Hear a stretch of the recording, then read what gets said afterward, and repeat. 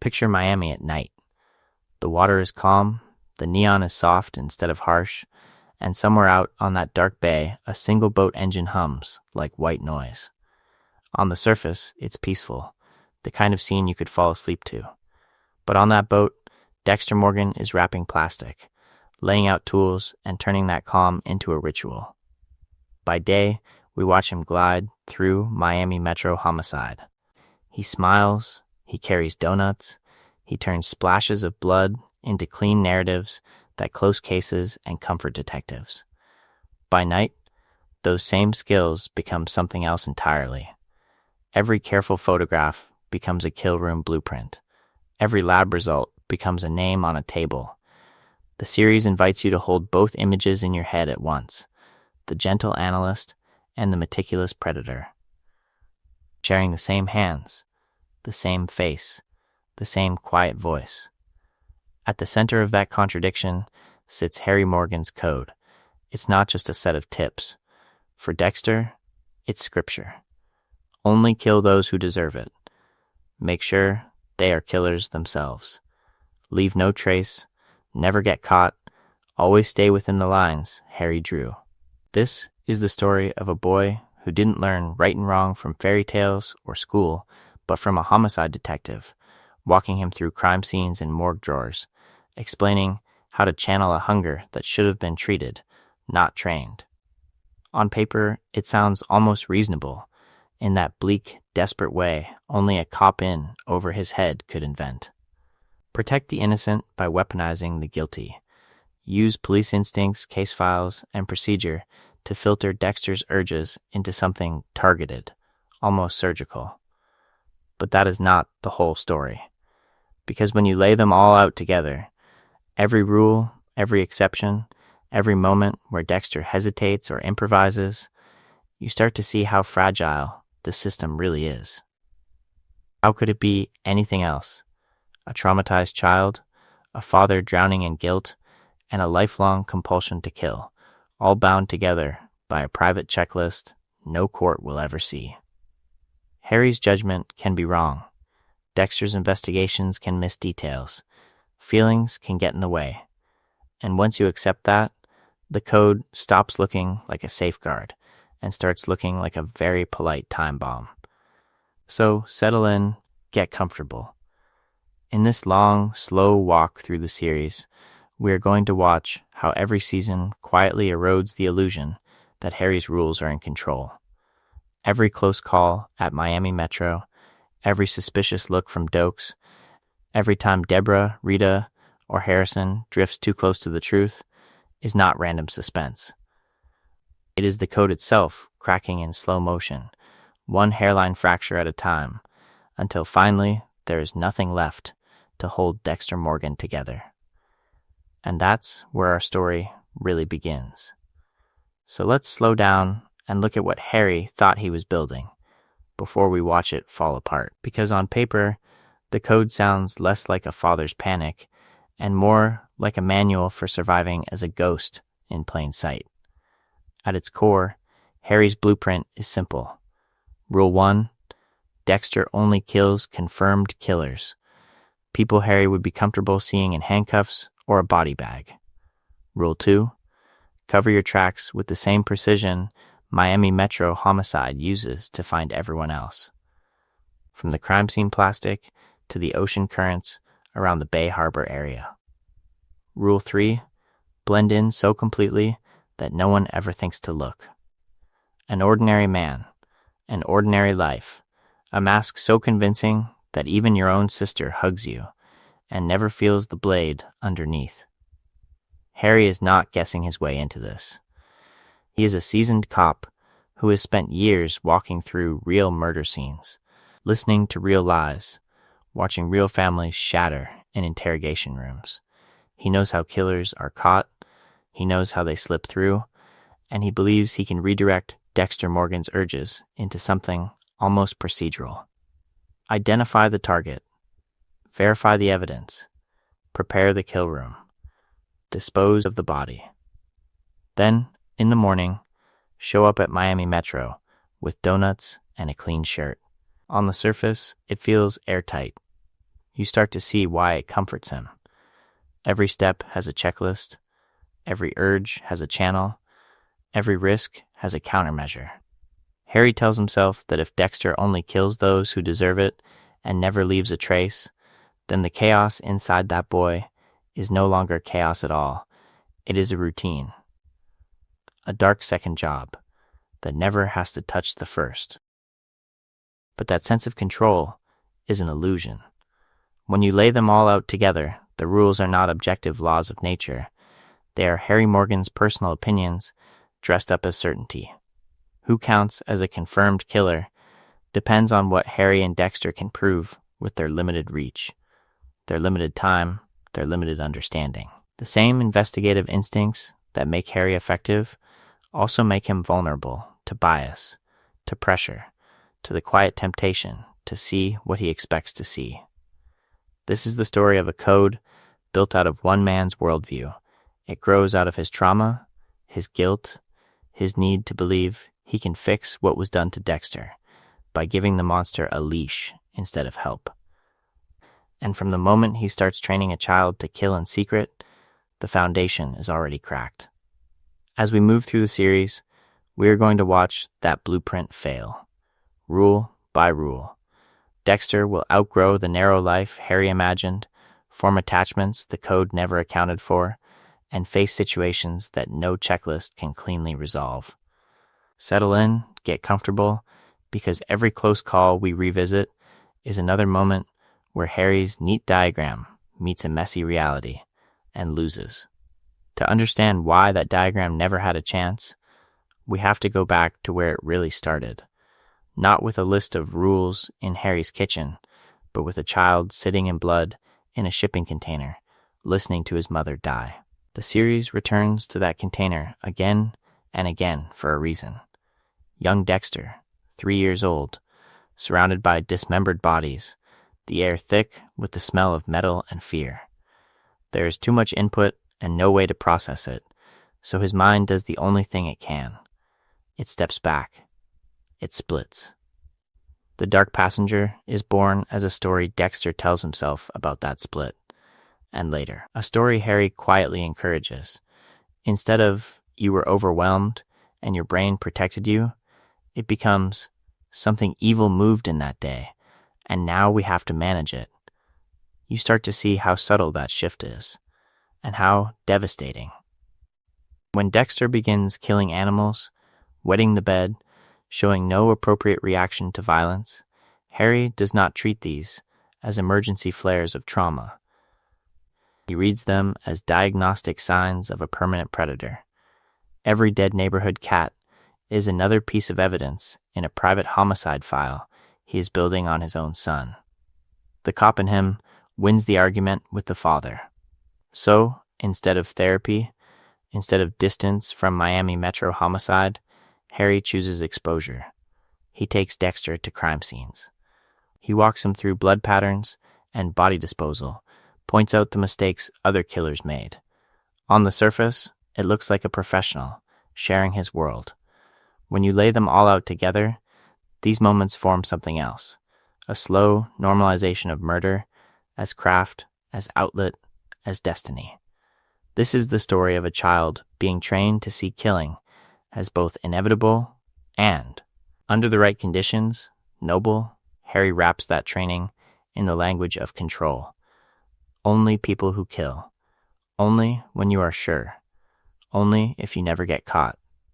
But the structure is less a moral framework and more a grooming script. It tells Dexter, the thing you feel is real, it cannot be changed, and the only way you can be a good person is by doing the very thing it demands, as long as you follow my steps. Now, let's sit with what that means. The code is not born from calm reflection. It is born from Harry's fear that he has already lost his son, from guilt over that container, from a detective's arrogance that he can outthink human damage. Any system built on untreated trauma and panic is already compromised. It will miss things.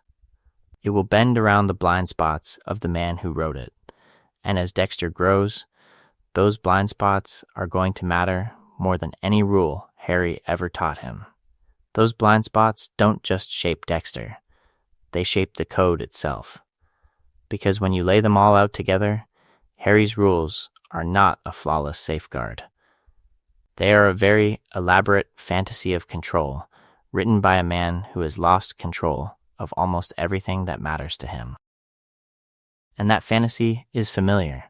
Anytime real-world systems feel like they're failing, you start to see people reaching for their own private versions of Harry's code.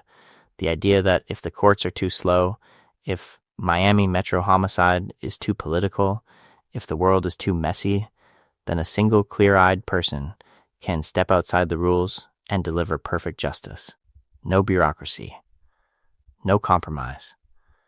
Just a straight line from crime to consequence. On paper, it sounds clean. In practice, it always cracks. Because every vigilante code, whether it lives in a TV series or in the mind of someone posting about taking matters into their own hands, rests on the same structural flaw. One person becomes judge, jury, and executioner. One perspective, one set of experiences, one wounded history, pretending to stand in for objective truth. Harry tries to paper over that with procedure. Make sure they're killers. Make sure the evidence is solid. Make sure you never get caught. But Dexter's investigations are not peer-reviewed case files. They are one man's late-night rituals. Once Morgan believes someone fits the code, confirmation bias takes over. He notices the suspicious detail, the incriminating pattern, the one witness who supports his theory, and quietly filters out anything that doesn't line up. There is a pattern interrupt here if you listen closely. The code tells Dexter he is meticulous and rational. The psychology underneath tells us he is motivated and selective. Those are not the same thing. And the more convinced he is that he is the only one who really understands monsters, the less likely he is to question his own certainty. Then there is the problem Harry never truly accounts for: complexity. Human lives do not arrange themselves into neat kill room files. Motives are layered, information is incomplete, relationships evolve. A man who looks like a predator in one moment might be protecting someone in the next. An apparent abuser might be a scapegoat. A neat pattern in blood spatter at Miami Metro can hide a dozen unseen variables. A rigid rule set like Harry's can't flex with that. It can only pretend to. So every exception Dexter makes for Debra, for Rita, for Harrison, for Hannah is not a clever adaptation of the code. It is the code quietly breaking under pressure. As we move through Dexter's life season by season, we're going to watch that theoretical fragility turn into very real, almost caught moments. The bad call, the overlooked detail, the relationship he can't reduce to evidence. Each one another small fracture in a system that was never built to survive contact with reality. If you want to understand why Harry's code was always going to fail, you have to start with his greatest asset. Harry Morgan did not design this thing from a philosophy book. He built it from inside Miami Metro homicide, surrounded every day by the worst outcomes of other people's mistakes. He walks Dexter through crime scenes. He lets him see the photographs no child should see, the bodies, the blood, the way a room tells the story of a killing. Harry knows which killers got away because a warrant was bad, because a body was moved, because a trace fiber was missed. He knows which ones were caught because of a single partial print, a neighbor's routine.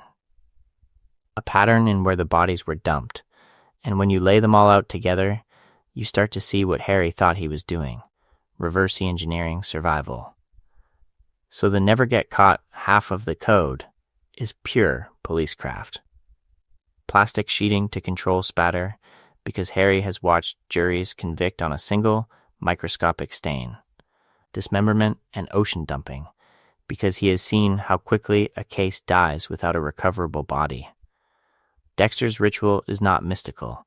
It is a checklist of forensic countermeasures, copied from the failures and successes of real investigations. Even Dexter's precision with knives, his awareness of trace evidence, his habit of scrubbing and bleaching and staging, all echo the training Harry absorbed over a career. On paper, it looks airtight. This is the story of a cop who believes he can outthink the very system he helps maintain by teaching his son how the system sees. But that is where the blind spot opens. Harry assumes the machine he knows is the machine that will always exist. He is designing against the Miami of his era, paper files, slower databases, limited DINA, a smaller digital footprint.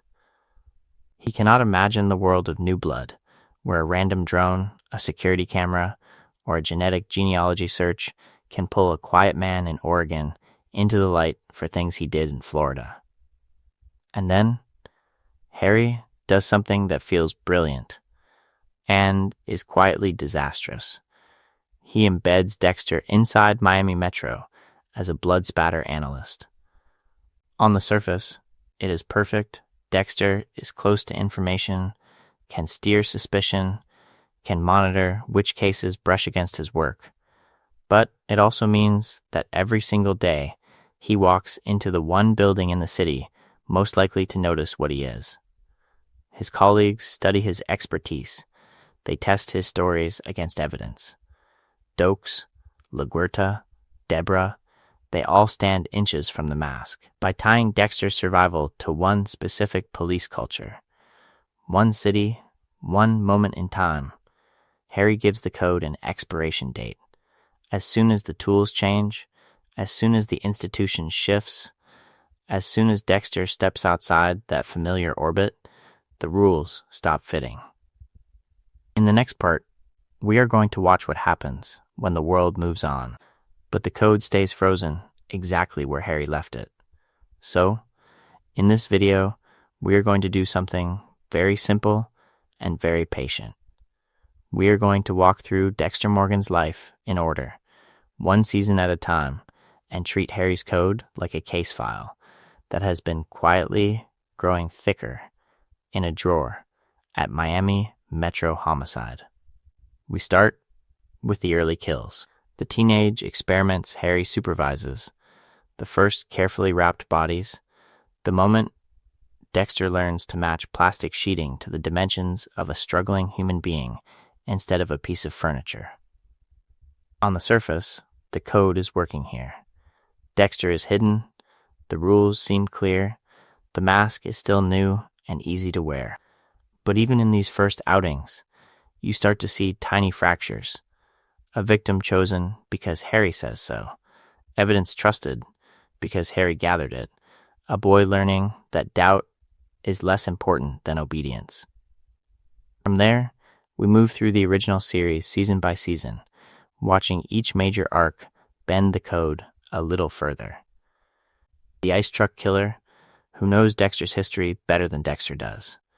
The Bay Harbor Butcher investigation, where the never get caught rule is technically upheld, but only because other people die and the system misfires in Dexter's favor. Every close call, every near miss, every moment the mask almost comes off becomes a pressure test for Harry's design.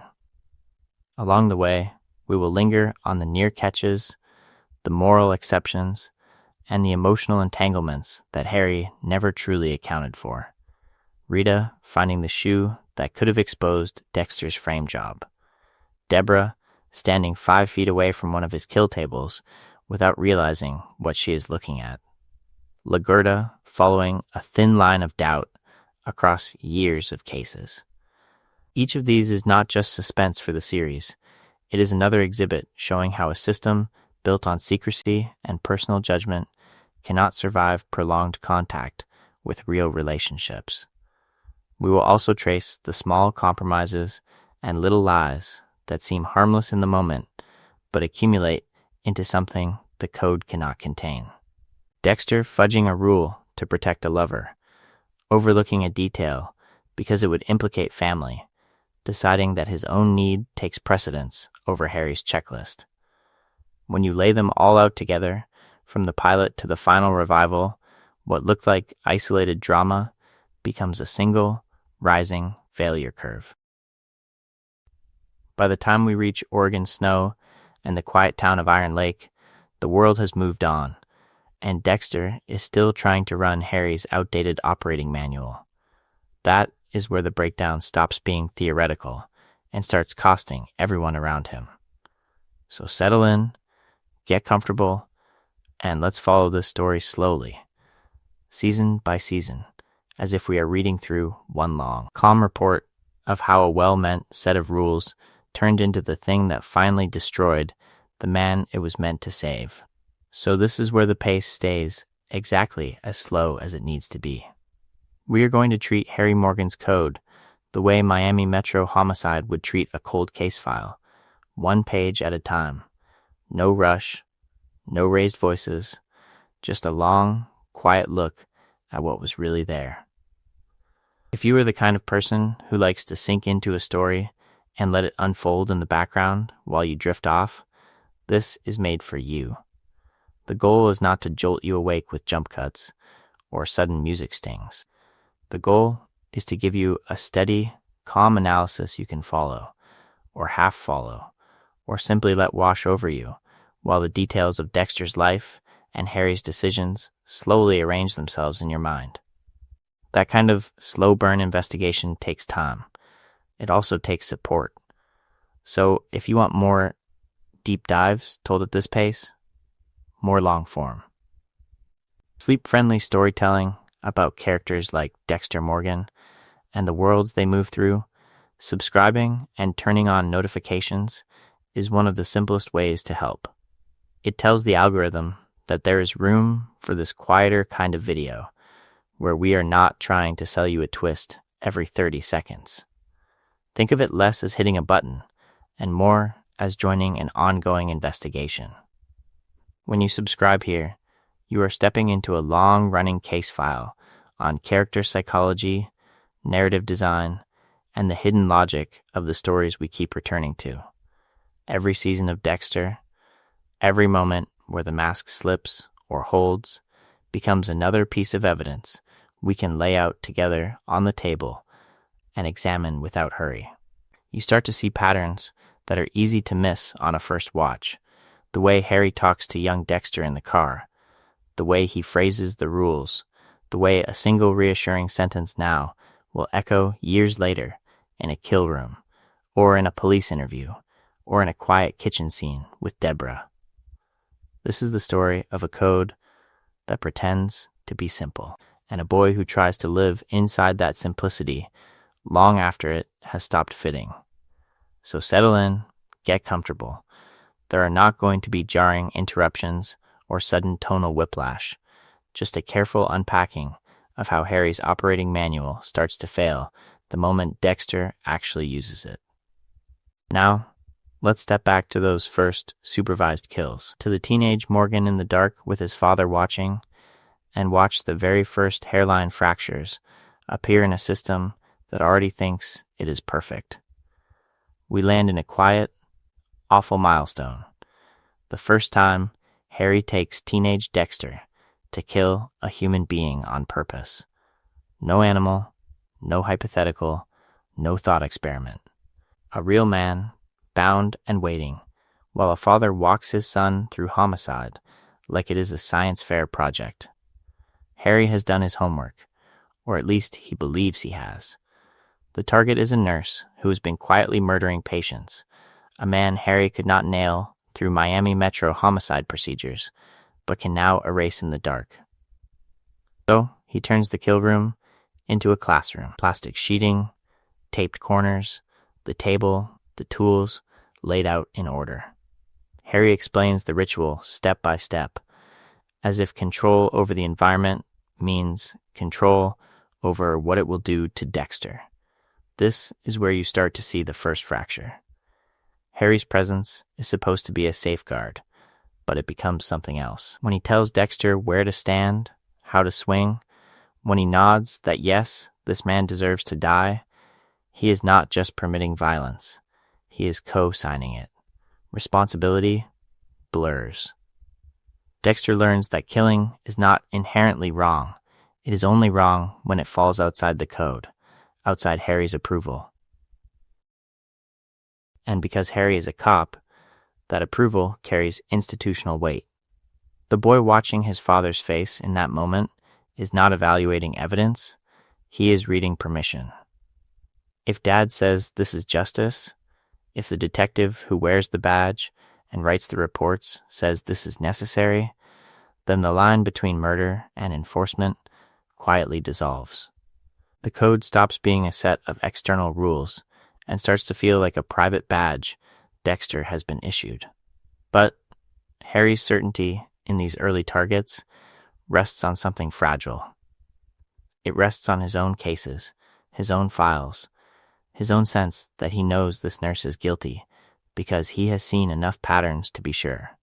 When you lay them all out together, those scenes are not proof of infallibility, they are proof of how narrow the investigative window really is.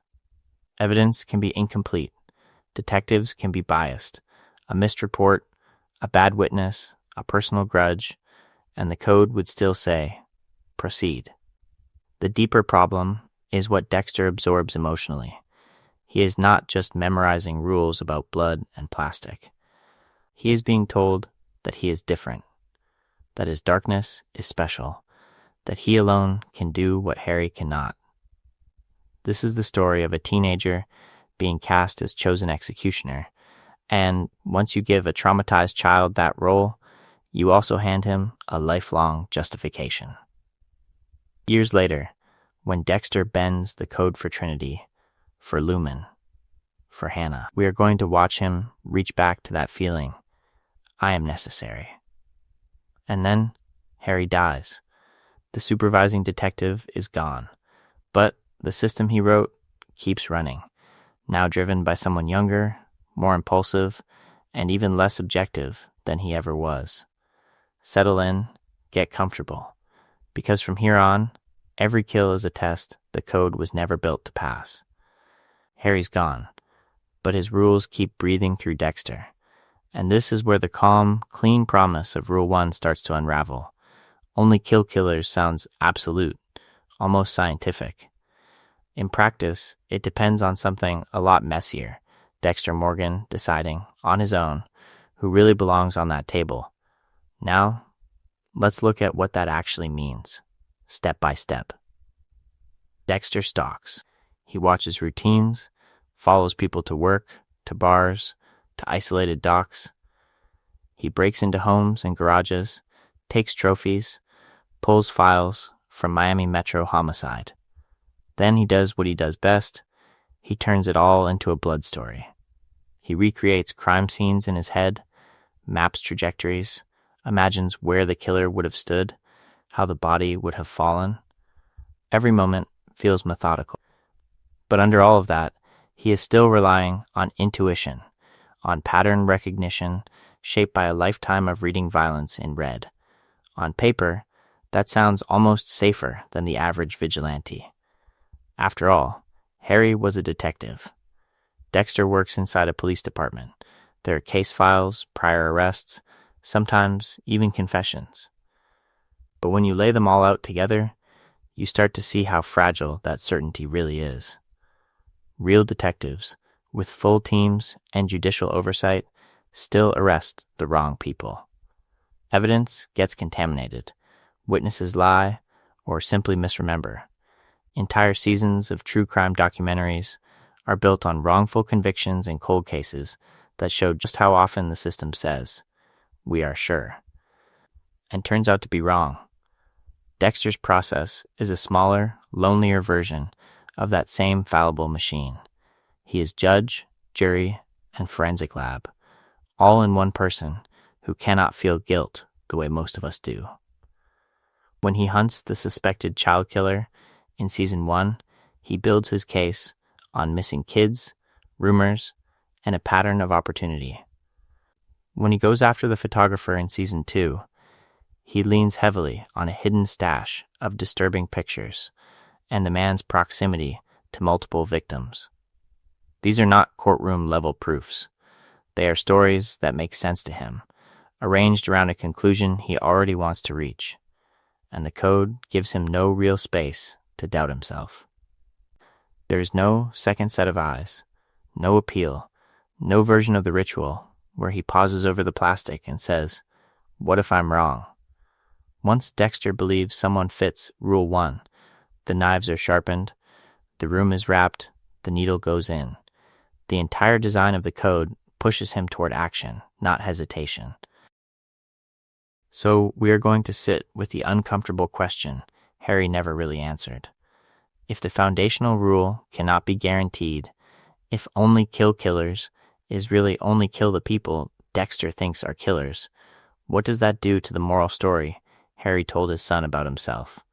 And if that story cracks, what is left holding the dark passenger back at all? If the moral story Harry told Dexter is unstable, the thing he built on top of it becomes even more fragile. That thing is Dexter Morgan's daytime life. The smiling analyst at Miami Metro Homicide, the gentle brother, the attentive boyfriend who brings donuts and remembers birthdays. On paper, it is elegant. By day, he is the man no one would suspect. By night, he is the man no one can catch. Harry walks young Dexter through this design, teaching him how to mimic the rituals of normalcy with the same care he later applies to wrapping a kill room. Eye contact, small talk, laugh when they laugh, ask about their weekend. But that is the problem. Harry teaches performance, not participation. Dexter learns how to hold a coffee cup in the break room, how to nod along with Mosca's jokes, how to be the polite coworker whose blood reports always arrive on time. He learns how to be Deborah's steady, if emotionally distant, brother with Rita. He rehearses every gesture of the devoted boyfriend, and later husband and father, because the code says a convincing mask is the best shield. What Harry never truly prepares him for is what happens when the performance starts turning into something real. When you lay them all out together, the relationships in this series are not just props. They are slow, grinding conflicts of interest. Rita's expectation that Dexter be present at family dinners, school events, and counseling sessions collides directly with his need to stalk, surveil, and disappear for hours at night. Deborah's instinct to lean on him as her emotional anchor collides with the fact that he is the storm. Every connection becomes a cover and a liability at the same time. The closer Rita looks, the more she notices his unexplained absences, the odd calm after traumatic scenes, the missing shoe that proves Paul was framed. At Miami Metro, the same colleagues who accept his donut runs are also the ones who can clock when he vanishes from a crime scene, when his reactions to brutal murders are a little too controlled. You start to see that every friendly interaction is also another pair of eyes tracking his patterns. The code assumes these worlds can be cleanly separated. Work here, family there, killing somewhere in the dark between. But life refuses to stay in its assigned lane. Cases run long, Harrison gets sick, Deborah needs him in the middle of the night, and Dexter is forced to choose which obligation to honor and which lie to tell. Missed anniversaries, botched alibis, strange emotional responses at precisely the wrong moment, each one is a hairline fracture in the mask. And the more convincing that mask becomes, the more people are drawn close enough to study it. This is the story of a man whose safety system depends on distance, even as his charm and apparent reliability keep pulling people inward. Now, let's follow what happens when those people start reaching for the edges of that mask, and, almost by accident, their fingers find the seams. Those fingers hit the seams in Season 1. And on the other side of that mask, waiting patiently, is someone who already knows exactly what Dexter is. The ice truck killer case begins as just another puzzle for Miami Metro Homicide. A meticulous killer, drained bodies, artful crime scenes, a pattern only a blood spatter analyst like Dexter Morgan could fully appreciate. But slowly, the pattern bends inward. The killer leaves bloodless mannequins posed in ways only Dexter understands. Childhood crime scenes recreated with loving precision. Clues that feel less like taunts to the police and more like private messages to one specific observer. This is the story of a serial killer investigation that turns into a family reunion. Because when you lay them all out together, every severed limb, every coded tableau, you start to see that Brian Moser is not just a clever antagonist. He is Dexter's biological brother, shaped by the same warehouse floor, the same river of blood, the same formative horror that Harry thought he had interrupted and repurposed into a code. Harry's rules are supposed to cover everything that matters. Only kill those who kill, be absolutely sure, never get caught. They are detailed about evidence, preparation, disposal. They say nothing about blood ties. There is no clause for what happens when the person who fits Dexter's urge most perfectly is not a target, but a mirror. Harry never imagined he would be asking his son to choose between a system and his own family. So, we are going to sit with Dexter's hesitation for a moment. When Brian appears in his life, first as Rudy, then as the revealed brother, Dexter doesn't recoil. He leans in. Here's someone who doesn't need the mask explained, who shares the same darkness without apology. The code, which once felt like a lifeline, suddenly looks like a leash. You can feel his loyalty bending, not snapping, as he weighs Harry's abstract rules against the concrete relief of finally being understood. And yet, Harry is still there, posthumous, but insistent. Dexter hears his father's voice like a metronome in the background of every conversation with Brian.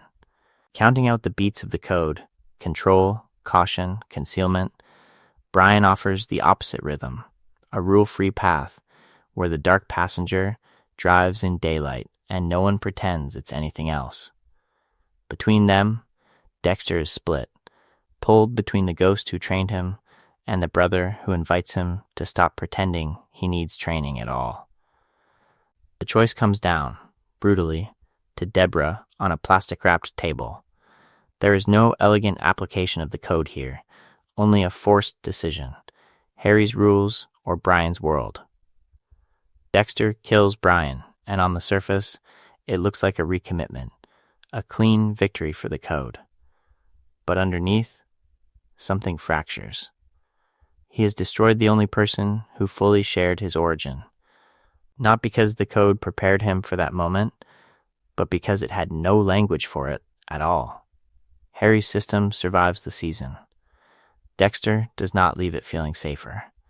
He leaves it more alone, more divided, and more dependent than ever on a set of rules that has already proven it cannot account for the people he loves. And that illusion of safety, of control, lasts right up until the moment Deborah wakes up chained to plastic in a refrigerated room, staring at the brother Dexter never knew he had. This is where Harry's code stops being an internal drama and becomes a literal hostage situation. Brian does not just kidnap Deborah, he stages her.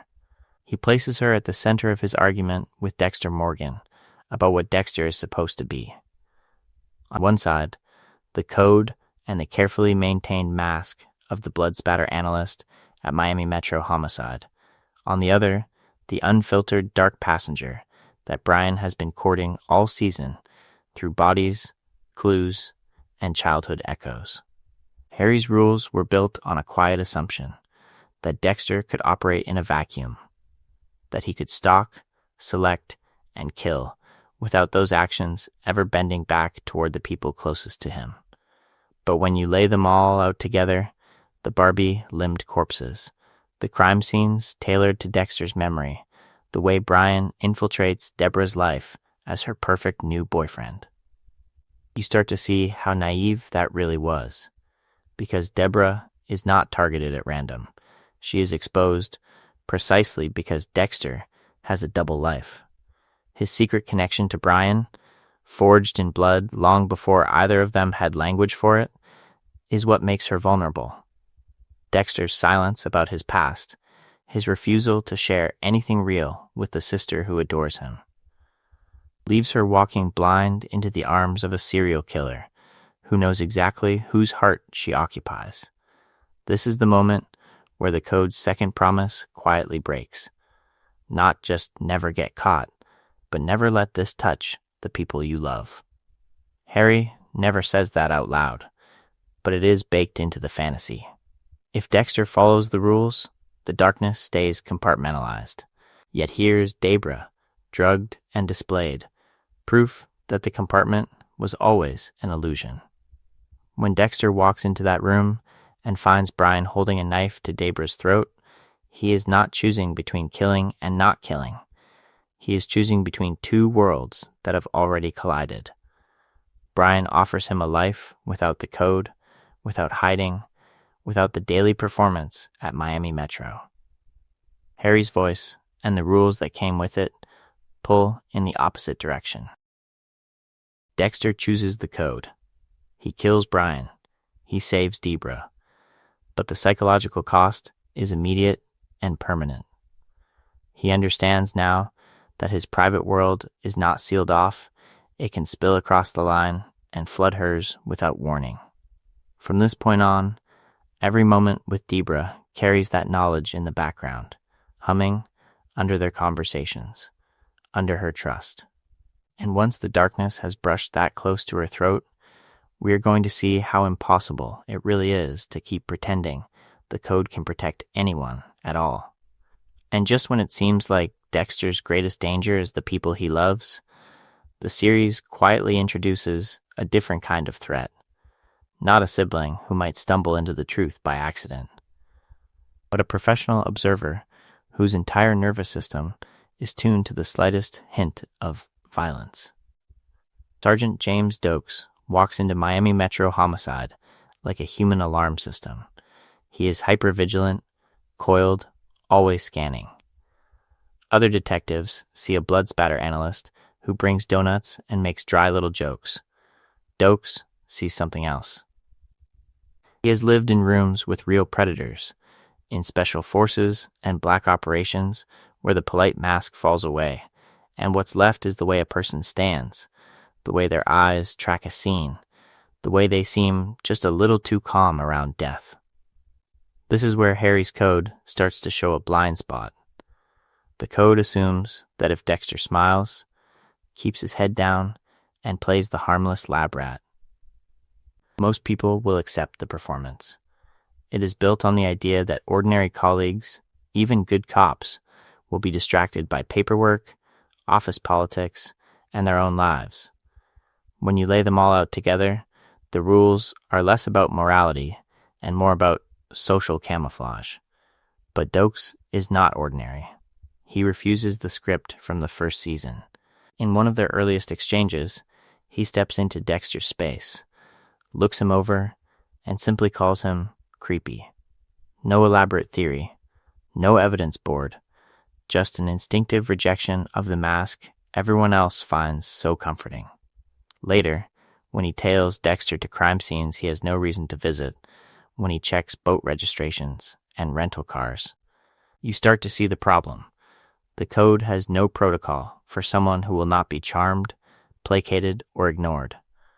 This is the story of a system designed for statistical averages colliding with an outlier. Harry taught Morgan how to blend in, how to follow routines, how to keep his rituals predictable so they would look boring from the outside. Dokes' suspicion forces Dexter to do the opposite. He has to alter patterns, cut surveillance loose, improvise alibis on the fly. Every time he doubles back to shake Dokes, every moment he diverts from his usual route, he is stepping outside the narrow safety lines the code allows. And once you see it, you cannot unsee it. The code works only as long as no one inside Miami Metro applies sustained, intelligent pressure to Dexter's life. Dokes is the first one who does. He is not a one-time scare or a lucky escape. He is a continuous investigation with a badge and a grudge. Settle in, get comfortable, because from here on, We are going to watch what happens when that pressure doesn't let up, and the mask finally starts to crack.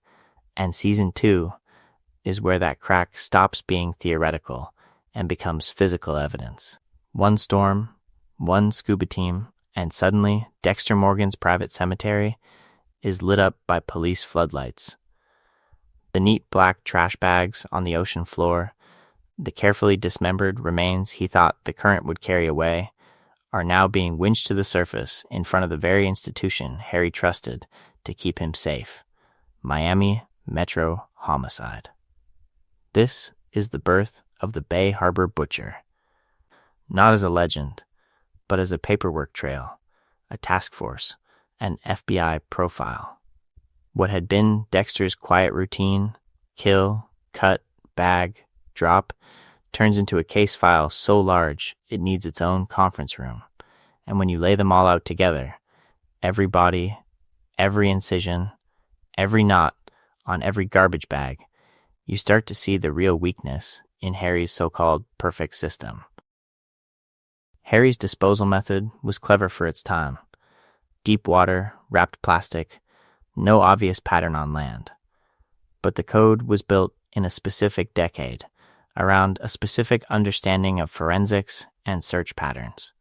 Sonar sweeps, coordinated dive teams, and the sheer randomness of a passing boat hitting a body part were never really part of Harry's calculations. The ocean, which was supposed to erase Dexter, instead preserves him in cold storage until technology and chance catch up. Now let's look at what that does to Dexter. The rule is never get caught. The reality is you are already halfway caught. You just don't know it yet. We watch him panic in slow motion. He stops using his usual dumping ground. He experiments with different disposal methods. He sneaks back to the marina to clean, to wipe, to scrape away algae that suddenly feels like a fingerprint. This is the story of a man trying to retrofit a failing operating system while it is already crashing. And because the investigation is centered inside Miami Metro, every hallway becomes a threat. The bullpen is a minefield of case updates. Masuka is analyzing trace from the bags. Lundy is building a profile that, on paper, describes Dexter almost perfectly: forensically skilled insider, access to evidence, a boat. To stay ahead, Dexter has to manipulate colleagues he once only performed for. He nudges data, redirects suspicion, even plants his own blood slides on Dokes to redirect the entire narrative. There is a quiet irony here. To obey the code's commandment not to get caught, Dexter has to break almost every other boundary Harry tried to set. He improvises outside the original parameters, turns coworkers into unknowing alibis, and lets an innocent man take the fall in death. The never get caught rule reveals what it always was: not a guarantee, but a temporary illusion held together by luck, outdated assumptions, and the hope that no one would ever look too closely beneath the surface. Season 2 is what happens when they finally do. Season 2 is what happens when they finally look, and the cabin in the Everglades is what happens when the code runs out of answers. Settle in, get comfortable, because this is the story of the one man who doesn't just suspect Dexter Morgan, but proves it. And what Dexter has to break inside himself to survive that proof. Dokes does what Harry always assumed no one at Miami Metro Homicide would ever manage. He follows the patterns, he tracks the boat, he gets to the truth. He sees Dexter dumping body parts, confronts him, and ends up locked in a remote cabin, surrounded by garbage bags full of dismembered corpses. Every moment Dokes spends in that cage is a quiet indictment of Harry's system. The Bay Harbor Butcher has been caught, not by forensics or fate, but by the very kind of cop Harry used to be. And here is the structural problem. The code is built on two pillars: only kill killers and never get caught. It assumes that anyone who knows Dexter's secret and lives must be a killer themselves, because why else would they be in that position? But Dokes is not a murderer. He is volatile, suspicious, sometimes cruel, but he has not crossed the line Dexter uses to justify the table. When you lay them all out together, Harry's rules offer no guidance for this scenario. There is no clause for the innocent witness who has done nothing except see too much. So, Dexter freezes. He feeds Dokes. He talks to him. He explains the code as if reciting a catechism, trying to convince himself that this is still under control. He tells himself he will frame Dokes, or run or turn himself in before he kills an innocent man. The paralysis is revealing. For the first time, the never get caught rule and the only kill the guilty rule pull in opposite directions, and Dexter cannot satisfy both. Into that gap walks Leela. She finds the cabin, absorbs just enough of the situation to understand that this man threatens Dexter, and makes the choice Dexter will not make. She blows up the cabin with Dokes inside and burns the bodies, erasing the evidence and handing Dexter an escape route he did not design, but immediately uses. He does not light the fire, but he walks through the smoke. From this point on, you start to see the code differently. Dexter has allowed an innocent man to die for him and accepted the benefit. He plants the blood slides, lets Miami Metro close the case, and goes back to work as if the system held. Now, let's follow what happens in the seasons that follow, when that quiet compromise keeps echoing, and the claim that the code keeps his hands clean becomes something he can no longer say with a straight face. And that's the quiet irony. The one time Miami Metro actually solves Dexter's case, it's by pinning his crimes on the only man who ever saw him clearly. We are going to move from that institutional lie to something even harder to look at, the moment when Harry himself finally sees what the code really is. There is a flashback the series keeps coming back to like a bad dream. Dexter is in mid-ritual, plastic everywhere, tools laid out with that clinical care we've watched for seasons. The victim is gagged, terrified, framed by the blood-spattered tableau Harry once taught his son to read at crime scenes. And then Harry walks in. No buffer, no theory, just the full, unfiltered reality of what he has created. For a second, Dexter looks almost proud, like a child showing a school project. This is the story of the code working as designed. The monster pointed in the right direction, but that is not what Harry sees. Harry sees a bound human being, a room turned into a private execution chamber, and his foster son moving through it with the ease of long practice. He does not see a system. He sees a horror. You start to see it in his face.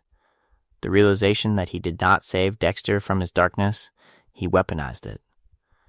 All those rules about only those who deserve it and never get caught collapse in the presence of an actual victim, sobbing under plastic.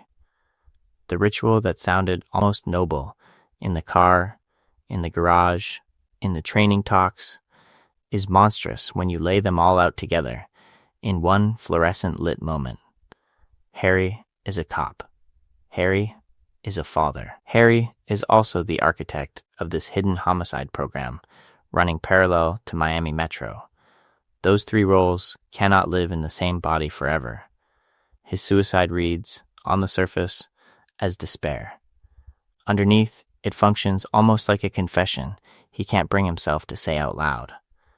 He cannot arrest Dexter without admitting what he has done. He cannot keep watching without becoming something worse than the killers they hunt. Dexter, of course, reads it differently. For him, Harry's death is abandonment, then betrayal, then a permanent wound. If the one person who knew everything chose to disappear rather than stay, what does that say about Dexter's own worth? The answer he clings to is that the code itself must be sound, that Harry's imagined approval still exists somewhere, even if the man could not bear to stay and watch. And that is the most damning part. If the code's author could not live with its implementation, how sustainable could it ever be for the son forced to carry it alone? Settle in, get comfortable, because next we're going to watch what happens when Harry's ghost keeps giving orders long after the man who wrote them has chosen death, overseeing the end of his own design. Harry's ghost does not just haunt Dexter in the kill room. It sits at his dinner table. Rita is, on paper, Harry's perfect solution. A gentlewoman already wounded by an abusive ex-husband, living a quiet, almost deliberately uneventful life in the suburbs, with 2 young children who need stability more than they need excitement. As a cover, she is immaculate. Next to Rita, Dexter Morgan looks like the safest man in Miami. Patient, soft-spoken, endlessly understanding. The kind of boyfriend the neighbors compliment. The kind of boyfriend Miami Metro homicide would never think to investigate. But that description already tells you what Harry trained Dexter to see. People as functions. Relationships as camouflage. When you lay them all out together, Harry's lessons are painfully clear. A girlfriend is a prop. A house is a prop. Kids are props, all arranged to make the mask look natural. Harry does not prepare Dexter for the idea that a bond might grow, or change, or start making its own demands on his time, his attention, his loyalty. So at first, Dexter treats Rita exactly as the code implies. She is a shield that explains his lack of sexual interest, his disappearances, his emotional distance. She is the reason he can say he was at a school event instead of on his boat. But something goes wrong, or rather, something human goes right. He starts to care. He likes reading to Astor and Cody. He enjoys the feeling of being needed for something other than blood spatter and garbage bags. This is the story of a man who was told he could not feel, slowly realizing that affection has been there all along, misfiled under cover. And affection is inconvenient. Every close call, every near miss, every time the mask almost slips, now has to be scheduled around birthday parties, custody disputes, and late-night phone calls from a frightened child. The rituals Harry drilled into him, stalking, confirming, preparing the room, collide with school plays and emergency trips to the hospital. The code says, never get caught, but it does not say what to do when your son's fever spikes on the same night your target is finally vulnerable. So Dexter improvises. He lies more. He cuts corners. He rushes a kill because Rita is waiting at home, or he postpones one and lets a predator stay free another day because Astor needs help with homework. The risk profile changes, but the code does not. There is no clause for unless your family needs you. No guidance on whether Harrison's safety should outweigh the satisfaction of finishing a hunt. You start to see the fault line forming. The more Dexter invests in Rita, the more those rigid rules grind against the messy, shifting needs of the people in his orbit. Now, let's follow that crack, because as his love deepens and his obligations multiply, we are going to watch the code face something it was never designed to handle, being accountable not just to a dead cop's voice, but to living, breathing hearts. And right when those living, breathing hearts start to matter, the code does something new. It stops being a private whisper in Dexter's head and tries to become a shared language. That is where Miguel Prado walks in. Miguel is everything Harry was not. He is not a weary cop bending rules in the shadows. He is a charismatic, high-profile prosecutor in Miami. A man who stands in front of juries and says what justice is supposed to look like. On paper, he is Dexter Morgan's natural ally at Miami Metro homicide. Both men claim to hate killers. Both claim to be willing to do what others will not. The difference, of course, is that only one of them is actually out at night with plastic and knives. Over season 3, that distance collapses. Miguel loses his brother, bonds with Dexter over righteous anger, and starts to sense that Dexter's calm is not normal grief management. When he finally discovers Dexter's secret, he does not recoil. He leans in. He wants in on the killing. And Dexter, for the first time, decides that maybe the safest way to manage this is not to erase a witness, but to recruit a student. So he tries to teach the code. He walks Miguel through Harry's rules about proof, about ritual, about never getting caught. What began as a survival system tailored to one traumatized child becomes, almost overnight, a kind of ideology, a story Dexter tells about himself that he now offers to another man as a path, a discipline, almost a gift. We're going to show you how fast that gift rots. Because Miguel does not treat the code as scripture. He treats it as permission. The moment he has the language, he starts bending the lines. A defense attorney who embarrassed him in court becomes a target. A man who is certainly unethical, but not a confirmed killer, somehow qualifies as deserving. When you lay them all out together, you start to see the pattern. Every exception Miguel makes is in service of his ego, his grudges, his hunger to feel powerful. And Dexter cannot fully stop him, because the framework Miguel is abusing is already flexible. The code has always relied on subjective proof, on Dexter's belief that someone is a killer, on evidence he chooses to weigh or ignore. Miguel simply exposes that softness. He shows that if you hand this story to someone who is not emotionally blunted, not bound to Harry's specific guilt, it can justify almost anything.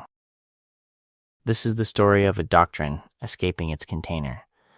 Once the code leaves Dexter's head and becomes a shared creed, its flaws do not just add up, they multiply. Every new believer is a new interpretation, a new risk, a new set of bodies that all point back to the same origin. And as we move forward, settle in, get comfortable. Because Miguel is only the first sign that Harry did not write a stable moral law, he built a contagious excuse with a kill count. And if Miguel shows us what happens when the code escapes into someone else's hands, the Trinity Killer shows us something even more unsettling. What happens when the code seems to work perfectly? On paper, Arthur Mitchell is everything Harry promised Dexter he could be. A monster who learned to live inside a perfectly ordinary life. This is the story of Dexter Morgan walking into his own future and mistaking it for a success story. When Dexter first tracks Trinity, he does not find a feral loner or a chaotic drifter. He finds a soft-spoken deacon, a devoted husband, a man who builds houses for charity and sits at the breakfast table with his family. And every single morning, Arthur walks out his front door, smiles at his neighbors, and goes to work. Every single night, he kills with ritualistic precision. For Dexter, this is not just interesting. It is confirmation. Here is an older predator who has kept the mask on for decades, who has blended serial murder with TA meetings and church retreats. So Dexter does what he always does. When a pattern seems to fit the code, he leans in. He studies Arthur as if he is looking at a future version of himself, proof that you can keep killing, keep obeying the rules, and still have a wife, children, a home that looks like safety. But that is not the whole story, because when you lay them all out together, the bruises, the silent dinners, the locked doors, the way Arthur's son flinches at his footsteps, you start to see what Dexter has trained himself not to see in his own life. Arthur's family is not sharing in his balance. They are absorbing his violence. The normal life Dexter admires is not a parallel track to the kills. It is the cage that keeps Arthur's victims close enough to terrorize every day. Harry's code never had language for that. It could tell Dexter who to put on a table. It could tell him how to avoid Miami Metro homicide, how to clean up a crime scene, how to keep suspicion off his boat. But it never warned him that the fantasy of a perfect double life, blood slides by night, birthday parties by day, might itself be a form of cruelty, that living next to a secret like his is its own kind of victimization, even if he never raises a hand. So when Dexter watches Arthur's daughter tremble, when he hears the quiet, rehearsed lies at that family table, he is not just seeing Trinity. He is seeing the negative image of his own house. Rita, Astor, Cody, Harrison, the people Harry assumed could be protected by rules about targets and alibis. Now, let's sit with the quiet part the code never addressed. What happens when the danger is not Dexter's knife, but Dexter's proximity? Because the Trinity case is about to give him, and us, the most devastating answer yet. And it will not come from a crime scene at all, but from his own front door. Because the Trinity case does not just reach Dexter at work, or on a kill table, or in some abandoned Miami warehouse. It walks calmly into his home, past the stroller and the family photos, and leaves a mirror on the floor in the shape of his infant son. We're going to stay with that image for a moment. Harrison, still in his car seat, sitting in a pool of his mother's blood, the tiny shoes, the white onesie stained red, the way his crying echoes the sound design we remember from the shipping container. When you lay them all out together, the parallels are almost cruel. Another child, another mother's body, another origin story written in blood. This is the story of the night the code finally came home.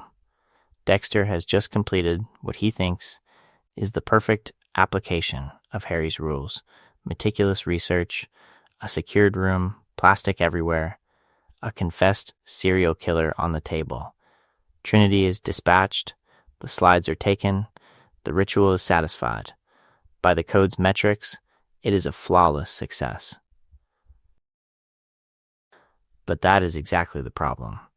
Because while Dexter is focused on the kill, on the ritual Harry taught him to prioritize, he underestimates the threat Trinity poses to his own family. The code has trained him to see danger as something out there, something he hunts, rather than something that can move sideways through his wife, his children, his front door. He tracks Trinity's patterns in other cities and other homes, but not in his own. And even when he senses something is off, the emphasis on secrecy keeps him paralyzed. He cannot tell Rita who Arthur really is without exposing the dark passenger. He cannot involve Miami Metro homicide without risking his mask. So he does what the code has always told him to do: handle it alone, quietly. Surgically, the result is that Rita walks straight into the lion's mouth with no warning at all. Here, the irony is sharp. Harry built the code to contain the trauma of one boy found in blood, to make sure Dexter would never recreate that horror. Yet the very rules meant to prevent collateral damage: no getting caught, no emotional exposure, no trust. Create the perfect blind spot for it to happen again. You start to see that the code doesn't just fail to stop the cycle, it helps complete it. Settle in, get comfortable with how uncomfortable that is. Because Harrison's origin is not an accident the system missed. It is the logical endpoint of a life organized around secrecy and sanctioned killing. At this point in the series, the code is no longer just a broken shield. It has become a direct cause of the nightmare it was designed to avoid, and that shadow is going to follow every Morgan who survives this night.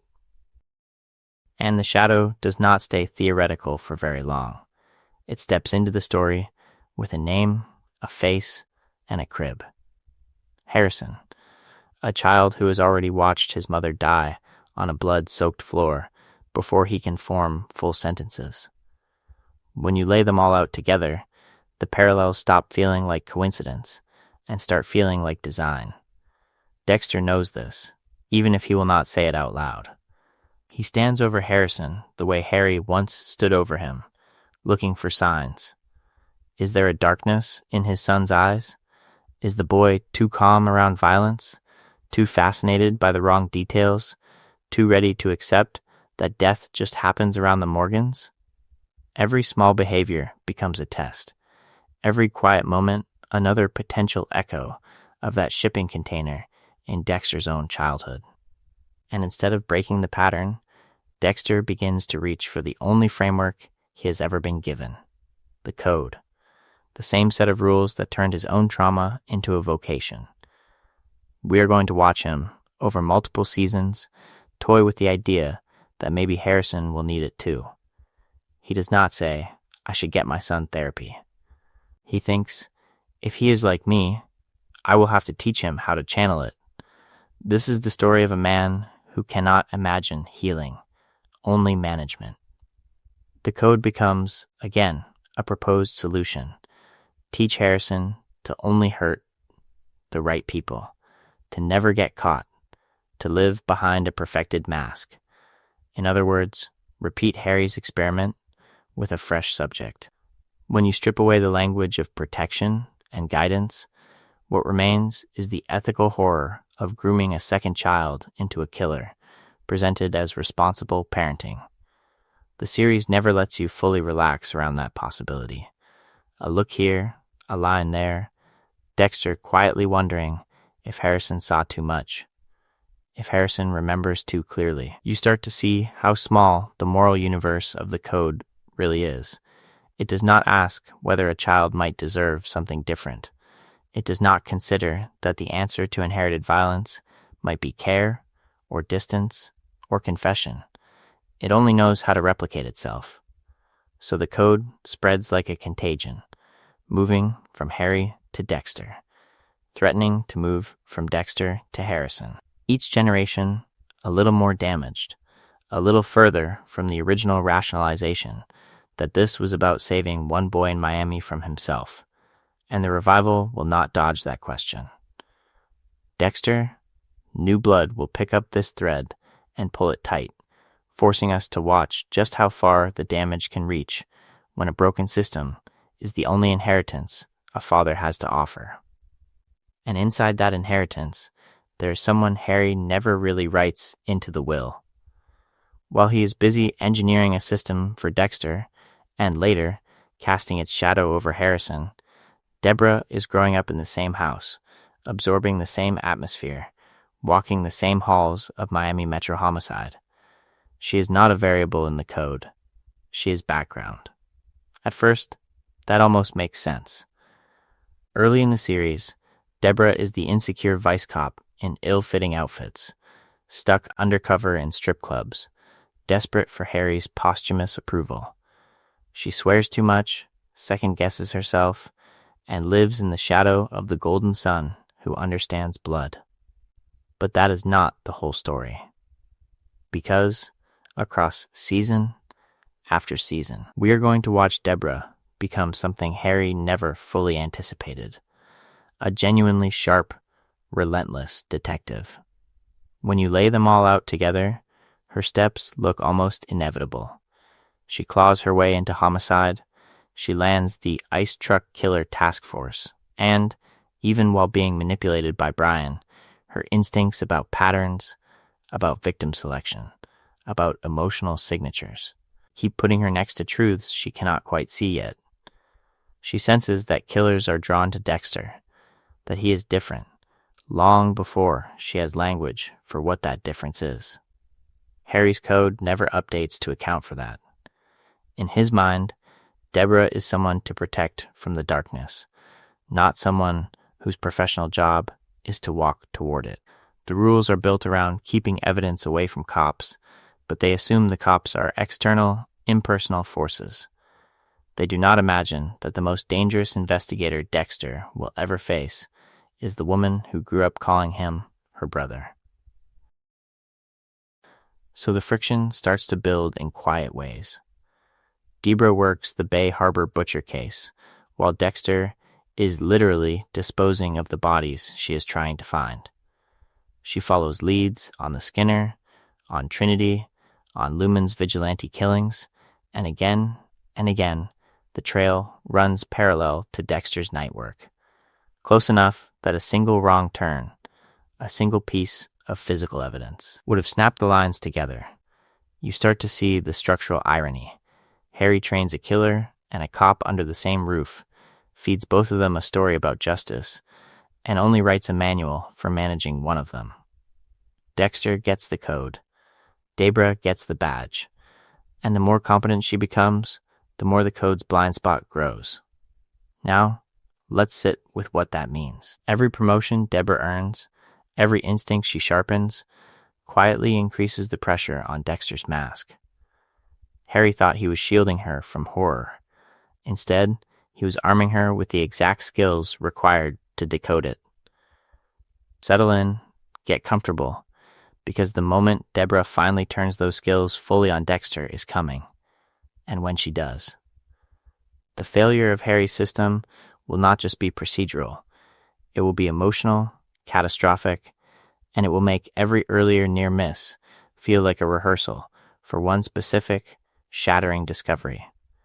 And while Debra is slowly learning to see Dexter, the institution around him is too, in its own colder way.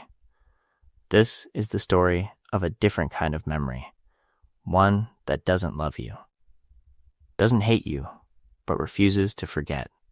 At Miami Metro Homicide, that memory has a face, Mara LaGuerta. She is not Dokes. She does not stalk Dexter through parking garages or accuse him in front of the squad. She plays politics, manages perception, and survives the churn of promotions and task forces. But underneath the ambition, there is this other trait that matters more to Dexter's fate. She remembers. She is quietly, stubbornly unwilling to let the Bay Harbor butcher case really die. On paper, the case is closed. Dokes is dead, the cabin is gone, the blood-slides are found, and everyone can move on. But LaGuerta was there when Dokes first started circling Morgan. She watched a meticulous, disciplined sergeant suddenly look less like a cop and more like a man trying to stop something no one else could see. When you lay them all out together, the timing of Dexter's boat trips, the algae evidence, the FBI profile that all but draws his silhouette, you start to see why she never fully buys the official ending. The pattern interrupt comes years later, with a single, small inconsistency, a blood slide at a fresh crime scene that should not exist. It is almost nothing, a detail, but it rhymes too perfectly with Bay Harbor. LaGuerta goes back into the archives, back into the boxes and digital folders that Harry's code never accounted for. Old marina records, case files from early seasons, cross-referenced reports about where Dexter was, and when and what kind of bodies kept surfacing nearby. Harry taught Dexter to think about witnesses and cameras and forensics in the present tense. Don't get caught tonight. Don't leave traces that lead back tomorrow. What the code never really anticipates is institutional memory, the way evidence is preserved, reindexed, and reinterpreted as new tools and new people arrive. The system does not forget the Bay Harbor butcher. It just waits for someone like LaGuerta to ask a better question. And she is dangerous in a way Dexter is not used to. She is slow. Methodical, she does not confront him alone in a shipping container. She builds a case file. She pulls GPS data, surveillance logs, and witness statements. She puts him under surveillance without ever announcing that he is under suspicion. Dexter can charm colleagues, misdirect Debra, even frame enemies. But to eliminate a captain of Miami Metro would be to tear off the mask in front of the entire department. The risk is enormous, and the code offers no clean solution. So the longer he operates, the heavier his history becomes. Every body in the ocean, every missing person, every closed file is another weight hung on the same invisible hook. LaGuerta's investigation shows us that time is not Dexter's ally. It is his prosecutor, patiently assembling a case he cannot outplan forever. Now, let's follow what happens when that slow institutional pressure collides with Dexter's most personal bond of all. That slow pressure finally meets something Harry never planned for, family walking in at the wrong moment. Not a detective with a warrant, not the FBI with a profile. Deborah, alone, in a church that is supposed to be about confession and redemption, not plastic wrapped slaughter. We start with the quiet. No sirens. No Miami Metro Homicide Task Force swarming the scene. Just Deborah pushing open the heavy doors, the sound of her footsteps echoing on stone, the camera hanging back as she takes in the candles, the shadows, the makeshift kill room that should not exist in a place like this. On the table, Travis Marshall, the doomsday killer, bound and waiting. Next to him, Dexter Morgan, mid-ritual, the mask not just slipping, but already off. This is the story of Harry's second rule failing in the most personal way possible. Never get caught was never really about the courts or the media. It was about Deborah, about keeping the one person Harry loved most from ever seeing what he turned his son into. And in this moment, that entire protective fantasy collapses. The one pair of eyes he most wanted to shield now sees everything, unfiltered. Watch how the scene plays Deborah's mind trying to reboot in real time. Her first reaction is not procedural. It is pure shock and denial. She tells Dexter to step away, like she has stumbled into a hostage situation. Like there must be some explanation that restores the world she thought she lived in. Dexter, still holding the knife, starts scrambling to translate the code into something she can accept. Travis is a killer. The system failed. This is necessary, even noble. But that is the problem. The code was written for Dexter's internal courtroom, not for his sister's. When you lay them all out together, the plastic, the tools, the calm way Morgan explains why this has to happen, you start to see how brittle Harry's logic sounds when it has to leave Dexter's head and stand up to real cross-examination. It is no longer an abstract rule about channeling a dark passenger. It is her brother about to murder a man in front of her. Harry's presence turns it into a three-person scene.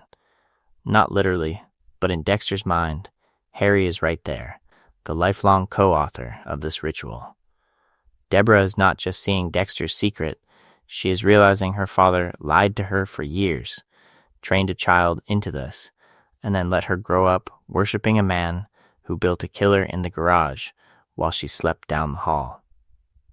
From this point on, the code stops being a private script Dexter can hide behind. It is evidence, on trial in Deborah's eyes. And as we are going to see, it will not survive the cross-examination that follows. So now we follow that code into one of the only places it cannot perform, a therapist's office, where it has to speak in full sentences instead of impulses and secrets. Deborah does not bring Dexter there as a supportive sister. She drags him, almost literally, trying to stuff what she has seen on that dock, in that church, into any framework that doesn't end with her brother in handcuffs. On paper, it looks almost reasonable. A decorated Miami Metro homicide lieutenant, overwhelmed by trauma, brings her blood spatter analyst brother to therapy. But that is the mask. Underneath, this is someone who has watched Dexter kill, who has stood in the spray of his double life, begging a professional to tell her whether there is any way to live with it.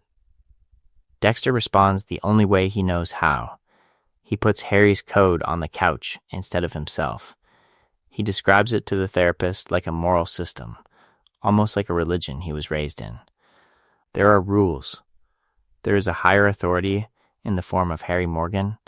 There is sin in the form of killing the innocent, and there is ritual in the form of plastic, knives, and careful disposal. To Dexter, this is doctrine. It is the story of how he learned to be a good monster. But when you lay them all out together, those details do not sound like ethics. They sound like grooming. The therapist hears a child discovered in blood, a cop who never sought treatment, a teenager taken to crime scenes and kill rooms under the guise of guidance. You start to see the difference between a coherent philosophy and a set of rationalizations built to keep a family secret intact. Harry's code, in clinical language, is not a safeguard. It is a trauma response, weaponized. Deborah is sitting there for all of this. Every word Dexter uses to justify himself is another tiny fracture in her own moral compass. She is being asked to do something almost impossible, accept that her father designed this system, accept that her brother lives by it, or turn in the person she has spent the entire series trying to protect. There is no neutral ground. Every session is a line in the sand. And because she loves him, the line starts to bend. She makes small concessions, then larger ones. She tells herself the code has limits, that it only targets monsters, that maybe this is the least bad option. The irony is quiet but brutal. The more she tries to make room for Harry's rules, the less her own rules make sense. Now, let's sit with what that means. The code hasn't just stunted Dexter, it is actively reshaping everyone forced to live in its shadow. Therapy was supposed to untangle the damage. Instead, it exposes how deep the damage runs, and how many people it is going to pull under before it finally snaps. So when that damage finally spills over into Deborah, it is not a twist so much as a delayed consequence. The code has been humming in the background of her life for years, shaping Dexter, shaping Harry's legend, shaping the way Miami Metro homicide quietly orbits around the Morgan family. It just takes one night for it to stop being background noise and become her reality. We are going to sit in that warehouse with her for a moment. Deborah walks in as a cop, gun drawn, worldview intact. She finds Dexter with Travis Marshall on the table, the knives, the plastic, the ritual. In a single breath, she goes from horrified witness to someone watching her entire understanding of her brother, her father, and her badge collapse.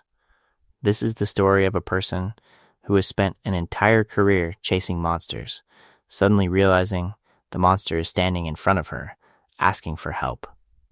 The first instinct is the right one. She screams, she panics, she tells him to stop.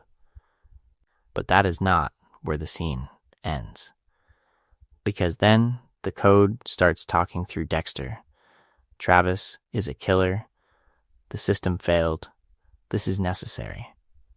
And when you lay them all out together, Harry's reputation, Dexter's pleading, the very real corpse of a man Deborah knows is dangerous, you start to see why she does the unthinkable. She helps him burn the church, destroy the evidence, and rewrite the crime scene. In that moment, the code expands. It stops being a private rulebook in Dexter's head and becomes a shared secret, a family project. Deborah is no longer just the moral counterweight in the series. She is now a keeper of the mask. She knows what he is, and she chooses, however shakily, to protect it. The line Harry drew for Dexter has now been dragged across Deborah's life as well. The psychological cost is immediate and relentless. Panic attacks in her car, sleepless nights. The way she starts second, guessing every arrest, every warrant, every conviction, because if she can excuse this one murder, what does any of it mean? Her identity as a cop, as Harry's daughter, as Dexter's sister, all grind against each other until there is nothing smooth left. Therapy does not free her, it just gives her new words for how trapped she is. Now, let's name the trap. Harry once forced Dexter into an impossible double bind. Love your family, but hide from them.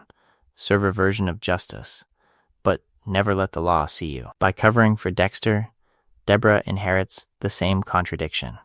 She loves her brother and betrays her badge. She upholds Harry's legacy and destroys the very principles that legacy was supposed to defend. A system built on that kind of internal fracture can function for a while. It can improvise, rationalize, patch over the cracks, but it cannot stay intact forever. Something has to give. Either the code breaks, or the people holding it up do. Either the code breaks, or the people holding it up do. And in the end, what we watch is not the rules shattering in some abstract way, but a very specific person refusing to bend to them. LaGuerta has been in this story from the beginning, moving at a different speed than everyone else in Miami Metro homicide. While other detectives accept the Bay Harbor butcher case as solved, she keeps circling back to the same quiet inconsistencies. Dokes hated Dexter, but he was also a meticulous cop. The timeline around the cabin is too neat. The blood slide box turning up in his car feels placed. When you lay them all out together, you start to see how her suspicion is not obsession, it is pattern recognition. By the time we reach season 7, that slow accumulation hardens into action. She pulls old files, cross-references marina records, revisits crime scene photos. She finds the shipping container where Dexter and Travis Marshall ended their story. She notices that Dexter is always just off-screen when the impossible happens. When she finally confronts Morgan, she does something almost no one else ever really does with him. She holds her ground. He tries to gaslight her with concern, with professional charm, with the suggestion that grief over Dokes is clouding her judgment. She refuses to be steered, she will not be intimidated, and she will not let the mask do its work. In that sense, LaGuerta becomes the law's answer to Harry's code. Not a genius leap, but a slow, inevitable convergence on the truth the code has been hiding. The rule never get caught depends on everyone around Dexter accepting the narrative he offers. LaGuerta simply stops accepting it. This is the story of what happens when one person in the system keeps asking the question everyone else has quietly decided not to ask. That is how we end up at the dock. 3 figures, 3 frameworks. LaGuerta with the badge and the warrant, and the belief that systems, however flawed, are the only thing standing between order and chaos. Dexter with the plastic sheeting and the knife, and the belief that his private ritual is a higher, purer form of justice. Deborah in the middle, pulled between them, carrying Harry's voice in her head and her own oath to the department in her hands. Deb walks in on a tableau that should resolve everything. The code says LaGuerta is innocent. The law says Dexter is guilty. If Harry's rules were truly protective, this would be the moment they forced Dexter to surrender. Instead, they corner Deborah. To save the brother she loves, she has to shoot the woman who is right.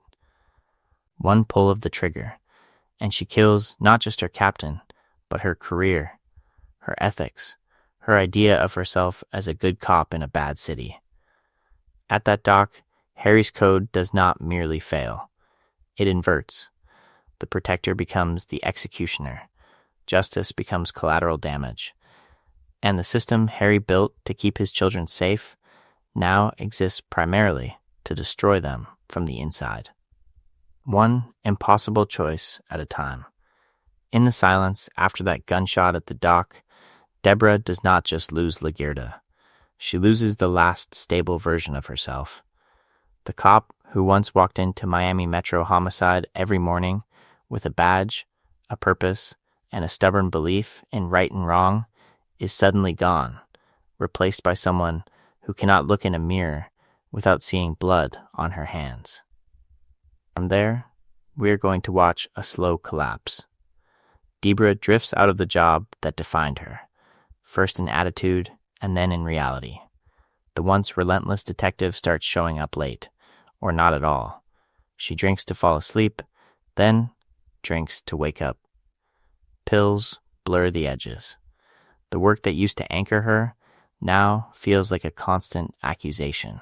Every case file a reminder that she protected the killer standing right beside her. Because Deborah is not just keeping Dexter's secret, she is living inside Harry's code without ever choosing it. She knows now that there is a parallel justice system running under Miami, one that uses the language of evidence and guilt, but answers to no one. And once she pulls that thread, you start to see how her entire sense of self unravels. If Dexter's out there, night after night, following the code, then every new body that surfaces, every missing person, every unsolved case, might be someone she could have saved. The guilt becomes retroactive. It reaches backward through the series, rewiring her memories. That time, she defended Dexter. That time, she ignored a strange detail. That time, she trusted Harry's legend instead of her own instincts. Living with the code's secret turns her into an unwilling accomplice in her own mind, complicit not just in LaGuardia's death, but in a whole invisible backlog of victims she can never name. And then there is Harry. For Debra, Harry Morgan was the North Star, the man who taught her how to see a crime scene, how to separate noise from signal. Now she learns that the same man built a hidden life around Dexter, wrote the rules that made this double existence possible, and lied to her every season of her life. The father she idolized as the perfect cop was, in practice, the architect of the lie that destroyed her. This is the story of the code stripped of its heroic framing. In Dexter's narration, it can sound almost noble, a shield that redirects his darkness.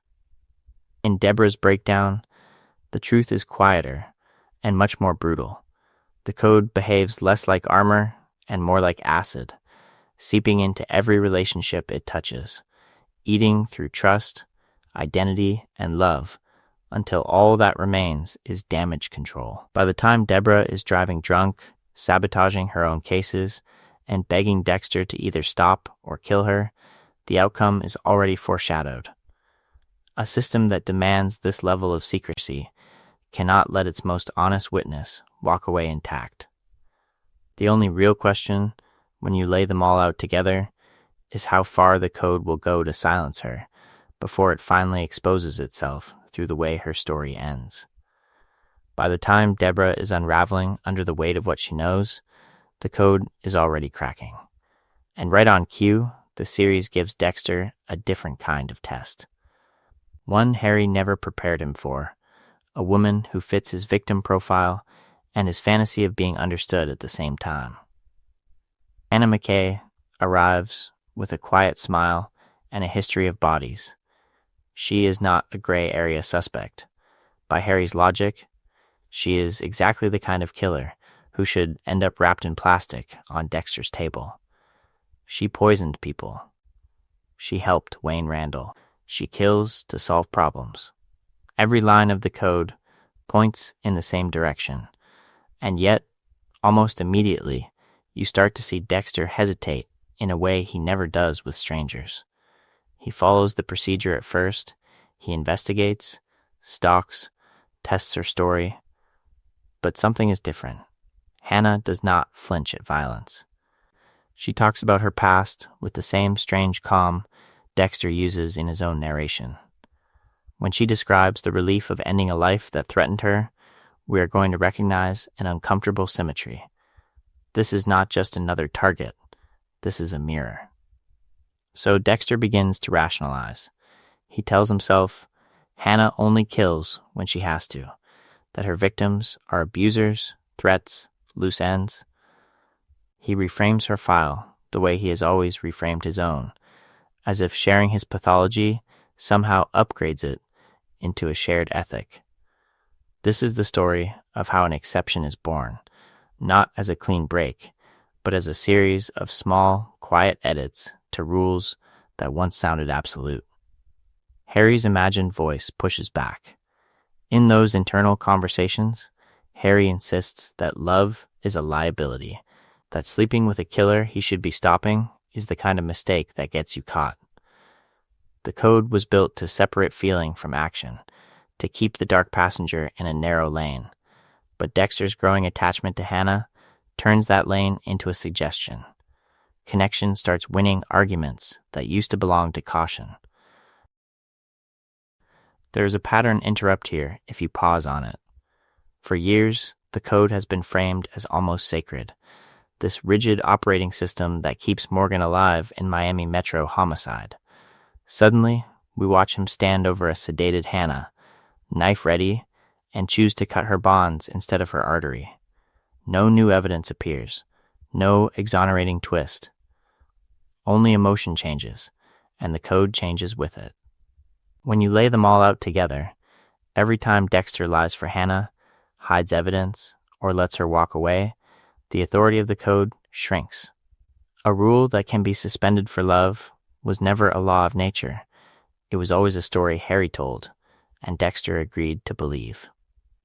Now, let's follow what happens when that story keeps being revised, and the goalposts move so far that even Dexter can no longer pretend he is just following orders.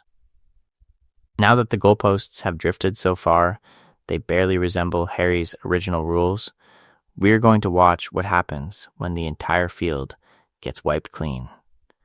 The code has been stretched, edited, and sentimentalized. The hurricane is where it finally breaks. The world outside mirrors the world inside Dexter Morgan. Wind howls, streets empty, the sky over Miami turns the color of an old bruise. Inside the hospital, fluorescent lights hum over Deborah's motionless body.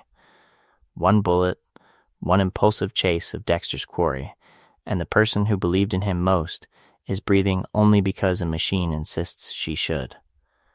When you lay them all out together, every moment where his double life brushed against hers, you start to see how inevitable this was. The code promised protection. Deborah is the bill coming due. Dexter's decision to unplug her is framed very carefully as mercy. He listens to the doctors describe her condition.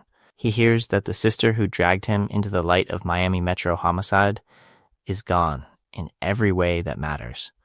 The camera stays close, the room goes quiet, and he pulls the plug with a tenderness that almost dares you to agree.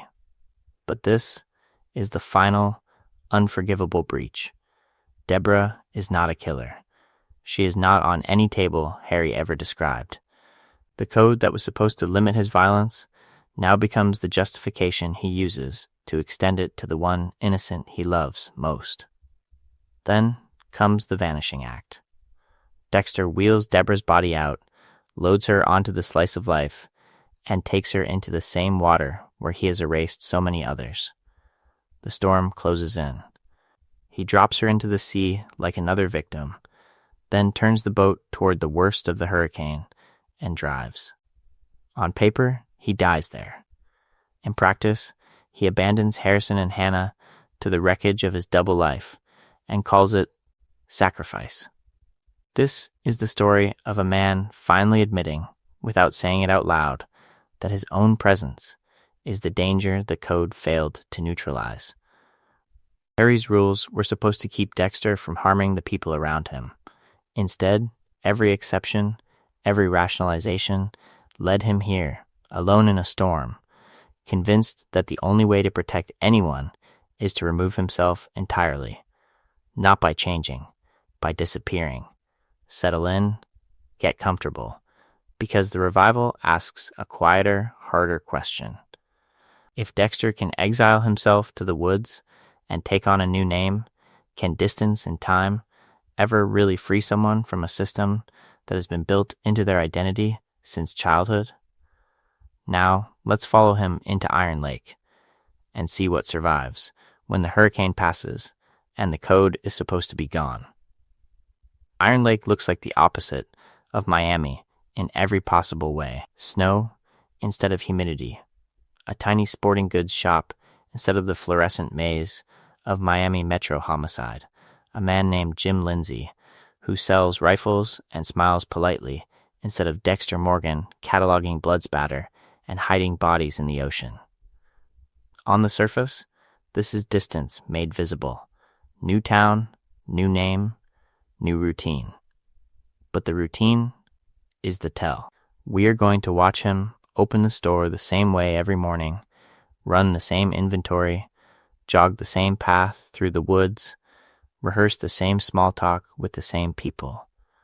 It is not freedom, it is containment. Dexter is not living a new moral framework. He is maintaining a fragile ceasefire with something inside him that has not gone away, only gone quiet.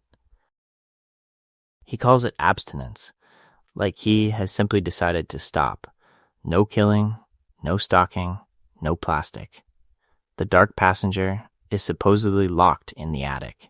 Yet when you lay them all out together, every tiny choice in Iron Lake looks like a man building a fence around himself, rather than a man who no longer wants what is on the other side.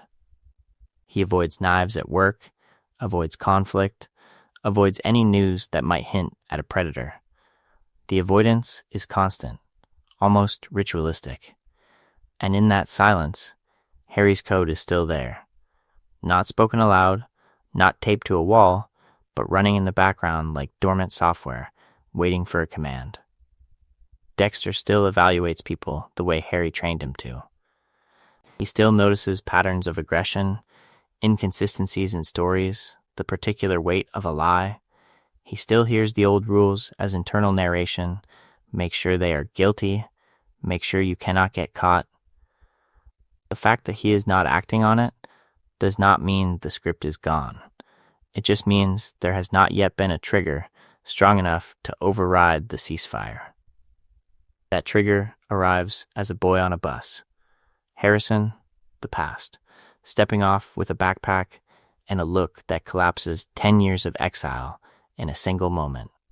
This is the story of a man who thought he could amputate his old life, only to have his son walk back in, carrying the same blood, the same trauma, and the same unanswered questions about who his father really is. The dark passenger does not wake up because of a random killer in town. It wakes up because Harry's code was always built around family, around the idea that Dexter's urges could be weaponized in their defense. So when Harrison appears, the calculation returns instantly. Protect him. Assess threats. Use the old tools if you have to. You start to see that Iron Lake was never an escape from Harry's influence, only a pause screen. The game is still loaded. The rules are still written. And the first time father and son share a secret in the snow, the code quietly reaches for the unpause button, and something even older starts to move. So when Harrison walks back into Dexter Morgan's life, the pause screen vanishes. The game is live again. Only now there is a second player standing in the snow, looking at him with the same eyes that watched a blood-soaked nursery floor. Harrison feels, at first glance, like a miracle. The son Dexter thought he had permanently abandoned somehow finds his way to Iron Lake, to this carefully constructed small-town mask. And for a brief moment, we are going to see Dexter let himself believe in something almost ordinary: shared breakfast, teenage complaints, a chance to be the father Harry never was.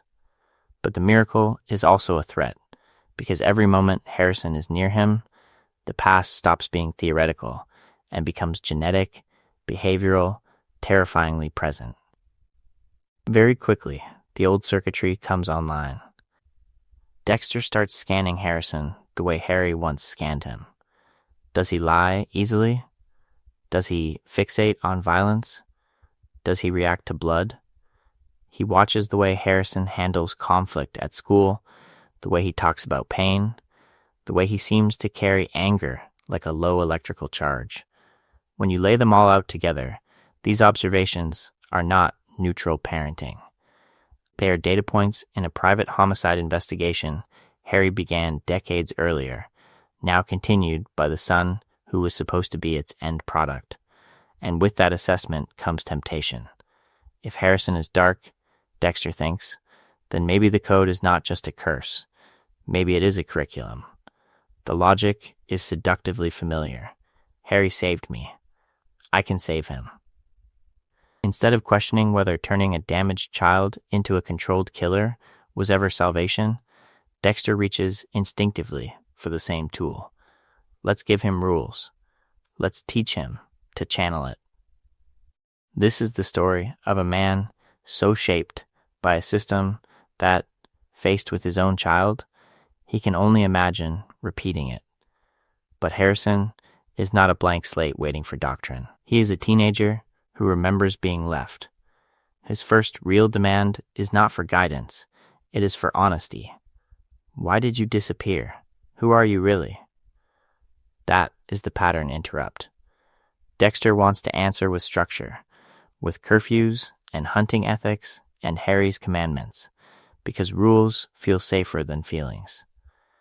Harrison keeps pulling in the opposite direction, away from secrecy and toward messy, unfiltered truth. So their arguments become a referendum on the code itself.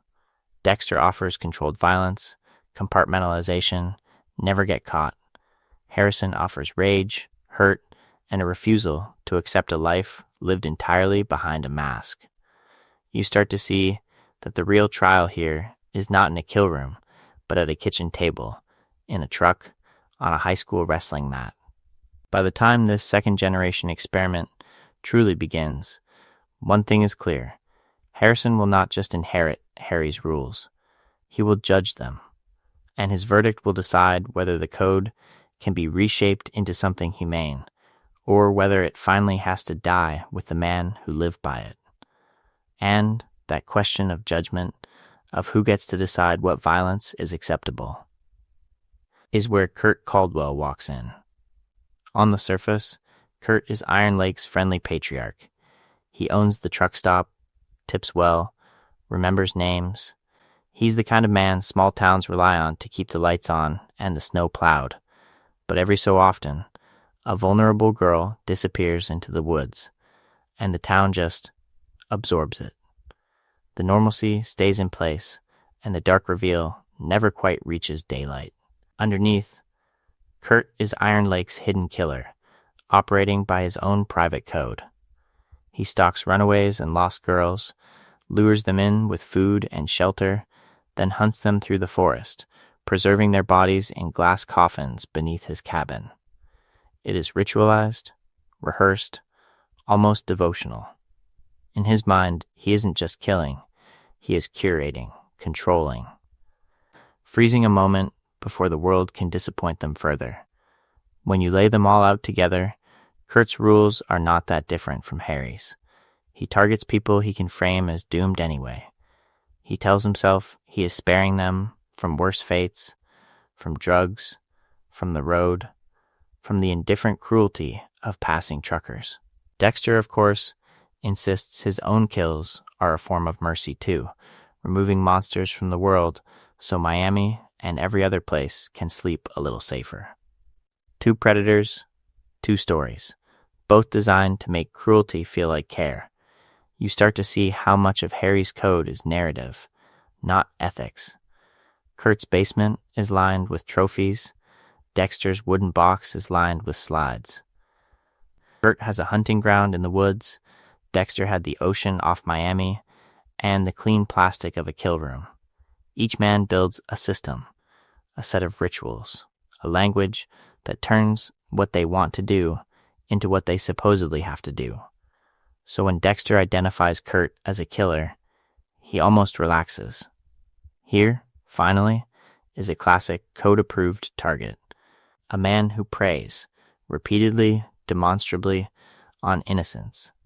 The investigation, the stalking, the confirmation of guilt, all of it feels like slipping back into a familiar uniform after too many days in civilian clothes. For a few episodes, we're going to watch Morgan settle in, get comfortable, because the old rules seem to fit again. But that comfort is exactly the problem. The more Dexter emphasizes how different he is from Kurt, the more the series quietly erodes that distance. Both men stand over bodies and call it necessary. Both wrap their impulses in language about protection and order. This is the story of two systems that insist they are justified, even as they pile up evidence that they are not. By the time Dexter drags Kurt into his own version of a courtroom, the question hanging over the scene is no longer whether Kurt deserves to die. It is whether Harry's code, when mirrored against Kurt's rituals, still looks like a safeguard at all, or just a more polished mask. And that courtroom in Kurt's bunker becomes the bridge. Because once Dexter proves to himself that his ritual can stand next to another killer's and still feel righteous, the next step is almost inevitable. He starts offering that same ritual to his son.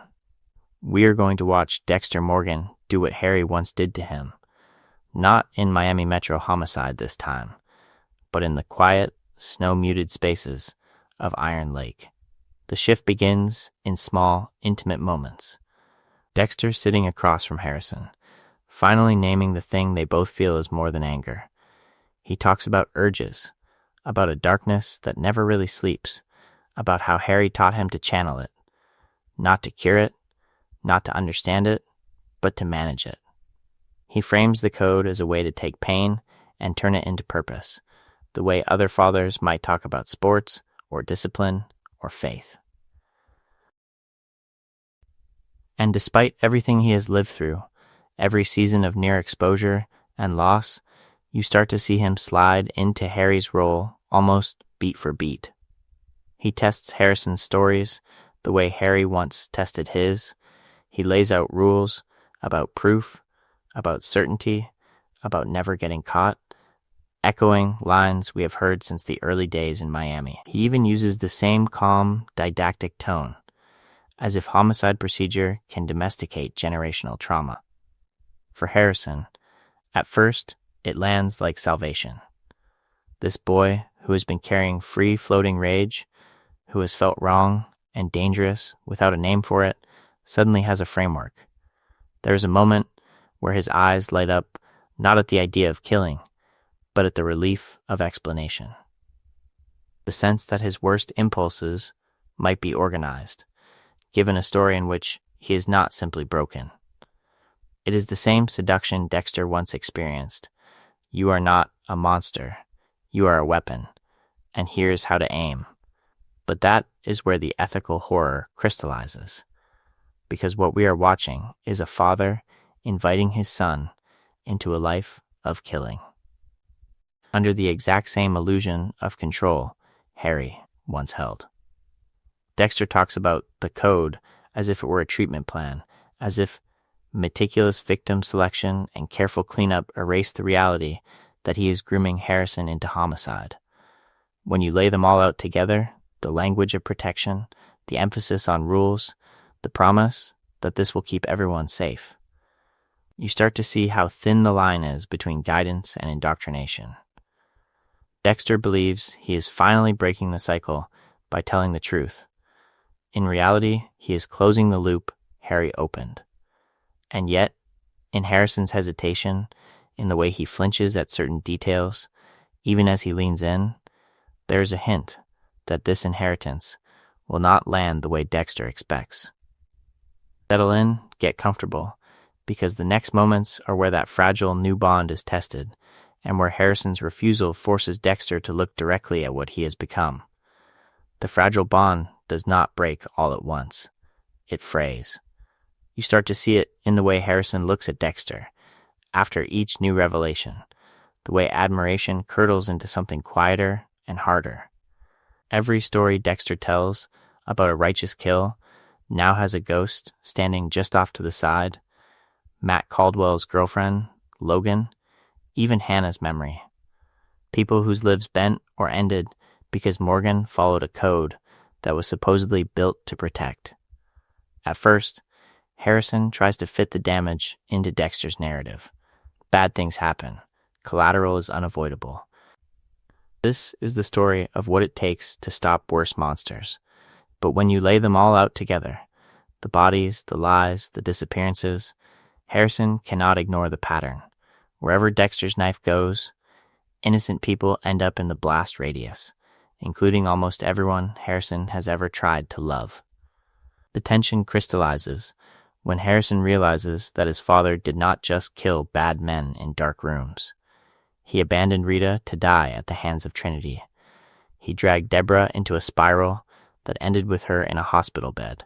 He lied to Hannah, then vanished from Harrison's life entirely.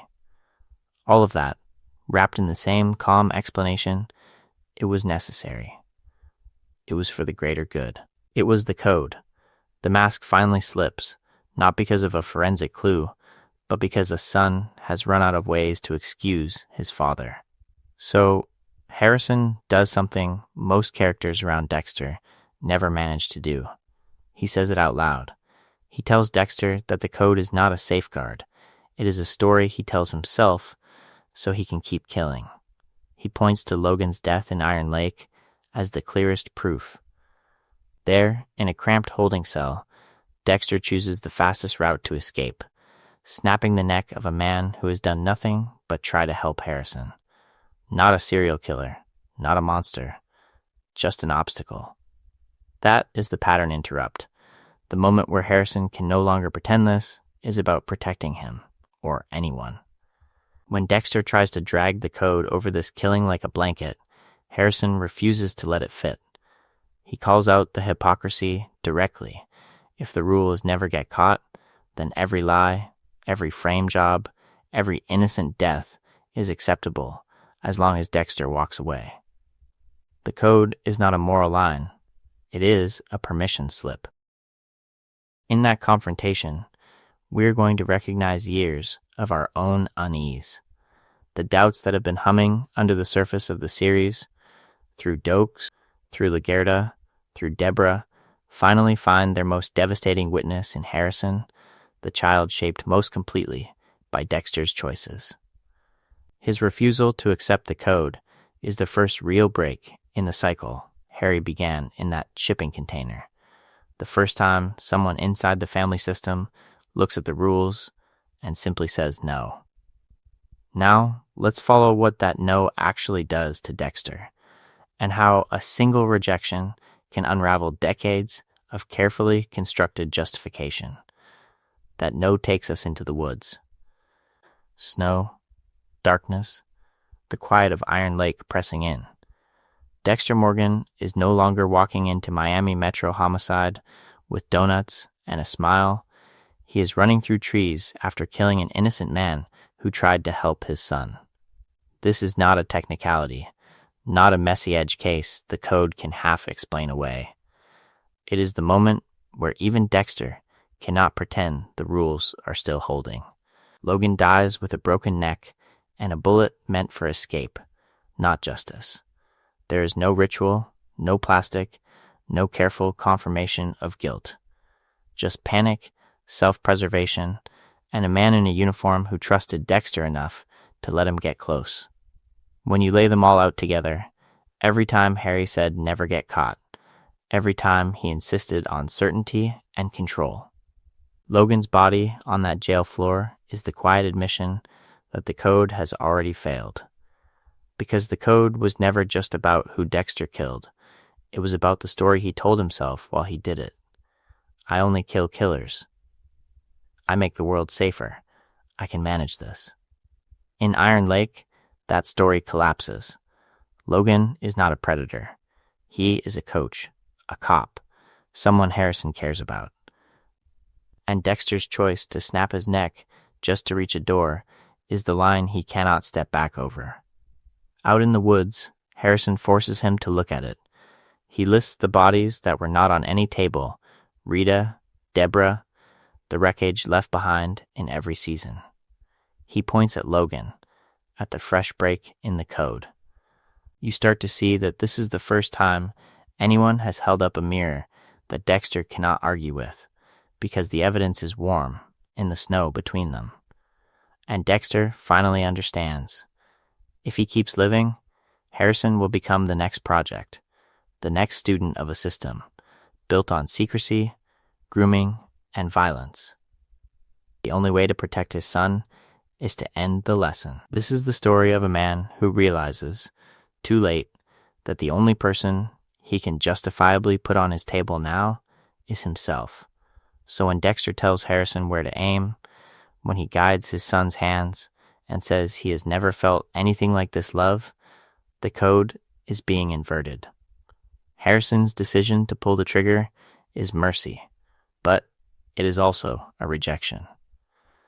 He is refusing to become the next Harry, the next Dexter, the next person who explains away horror with rules.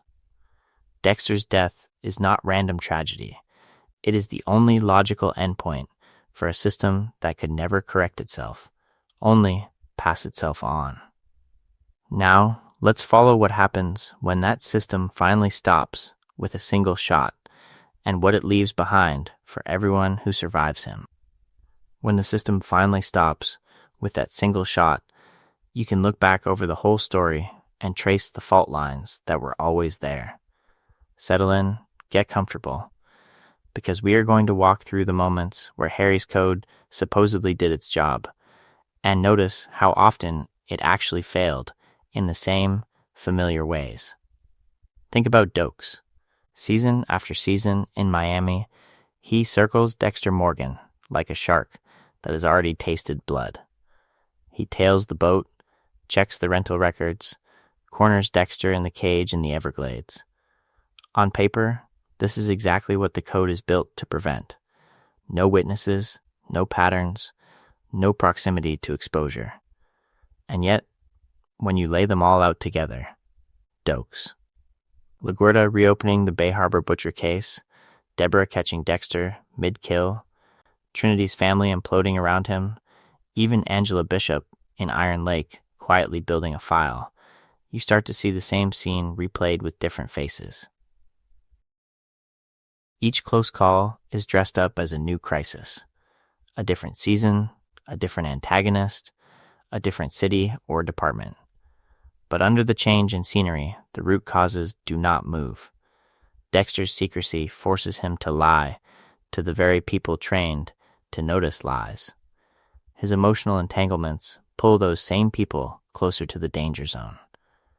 His overconfidence in his own judgment convinces him he can thread the needle one more time, adjust the ritual one more night, bend one more rule without consequence. There is always a thin line. By day, he walks into Miami Metro Homicide or the Iron Lake Station with coffee and easy banter. By night, he wraps plastic and sharpens knives.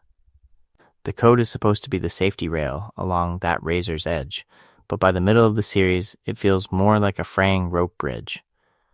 Dokes gets too close because Dexter cannot resist hunting from work.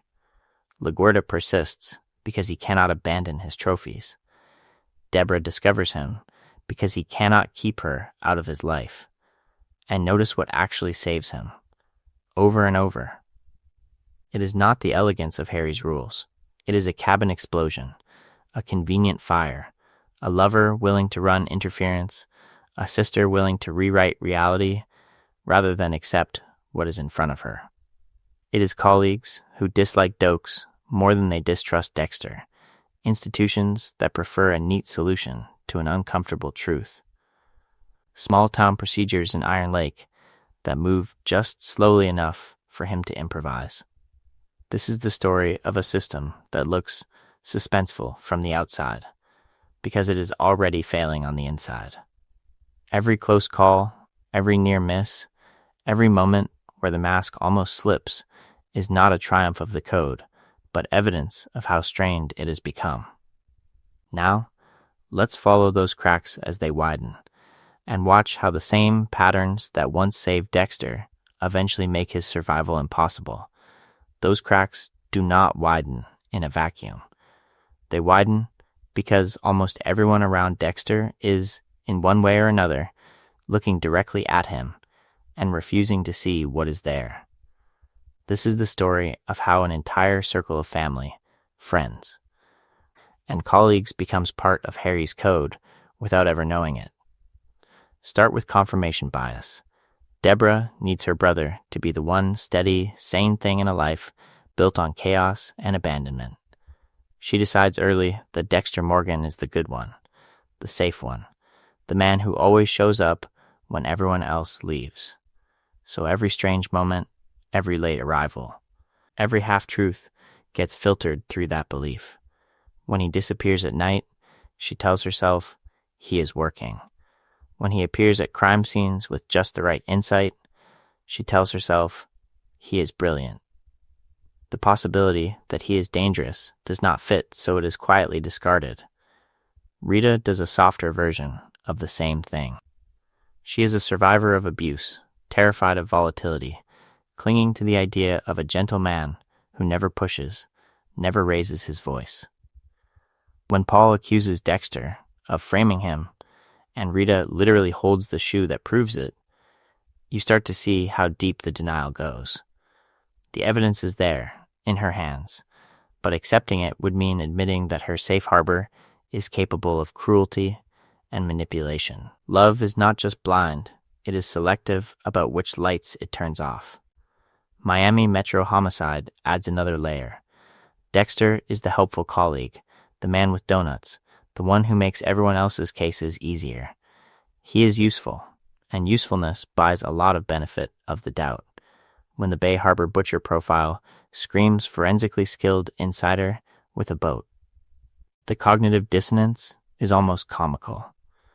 The description matches Dexter line by line, but the image of the friendly blood guy clashes so violently with the idea of a meticulous serial killer that most of the squad never seriously entertains it. Institutionally, the department is built to miss someone like him.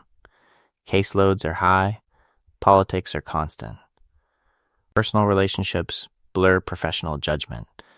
Dokes is abrasive, Laguerta is ambitious, Lundy is temporary. Each person who comes close is undermined by the same system they are trying to use.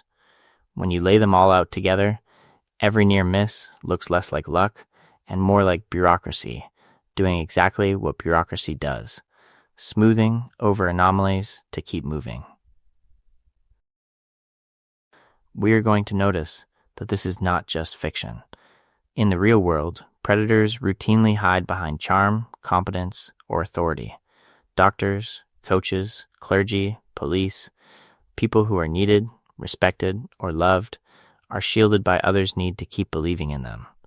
The more someone holds a community together, the harder it becomes to imagine that they are the one tearing it apart. Harry's code depends on that blindness.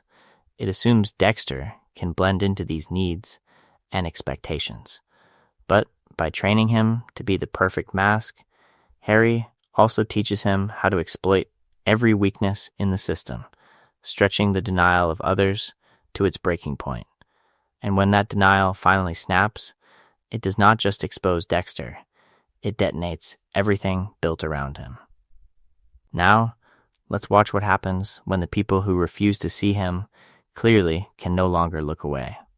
Now that denial has snapped, we are going to look at what it has been straining against the whole time. The fact that Dexter Morgan is not just hiding what he does, he is hiding who he is, even from himself. And that kind of split is not a clever disguise. It is a slow, grinding form of self-destruction. By day, he walks into Miami Metro Homicide with coffee, donuts, and a rehearsed smile. By night, he wraps a room in plastic and lets the dark passenger speak. Every moment in between is bookkeeping. He has to remember what lie he told Rita, what excuse he gave Deborah, which version of a story he shared with Masuka. He has to track alibis, facial expressions, tone of voice. The cognitive load is constant, like running two operating systems on the same hardware and never shutting either one down. Harry's code doesn't just permit that double life, it requires it. It tells Dexter to channel his urges into deserving targets and to suppress everything else.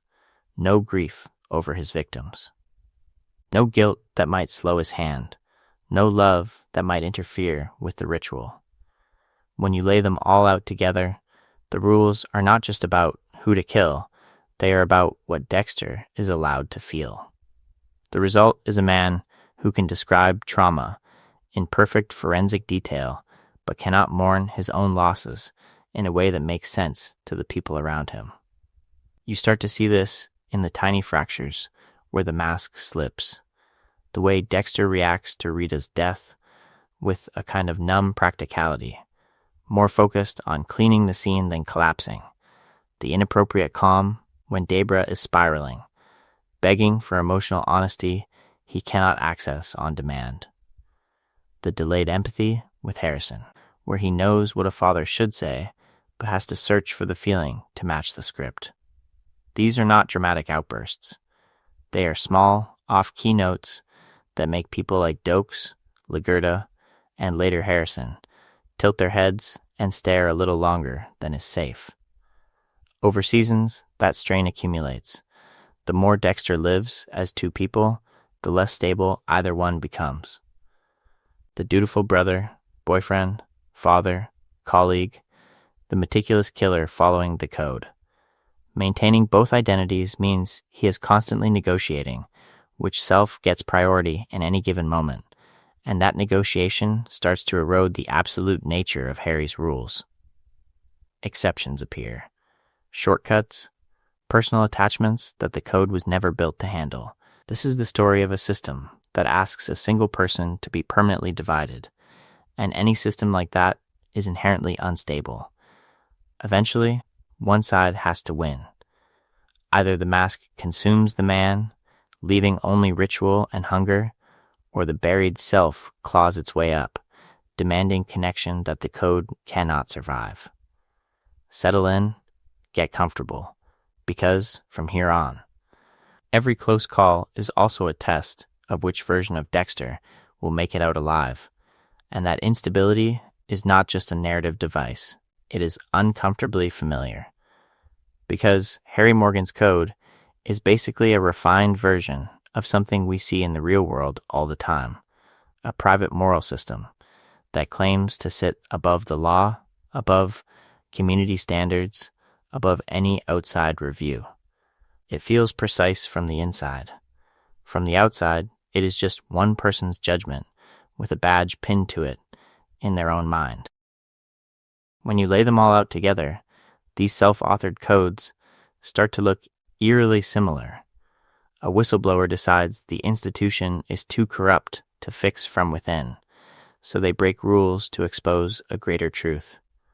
A vigilante decides the courts are too slow, so they correct the verdict with a gun in a parking lot. A cult-like leader decides the world is too fallen. So only their teachings can save people, as long as everyone surrenders their autonomy. On paper, each one believes they are doing what Harry told Dexter to do, see what others can't, act when others won't. But reality is messy. Evidence is incomplete. Our brains are biased.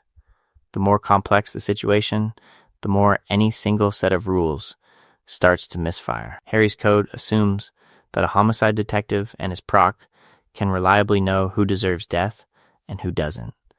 That is the same confidence you see in real-world crusaders, who are absolutely certain they have the full story, even when witnesses lie, records vanish, or trauma distorts memory.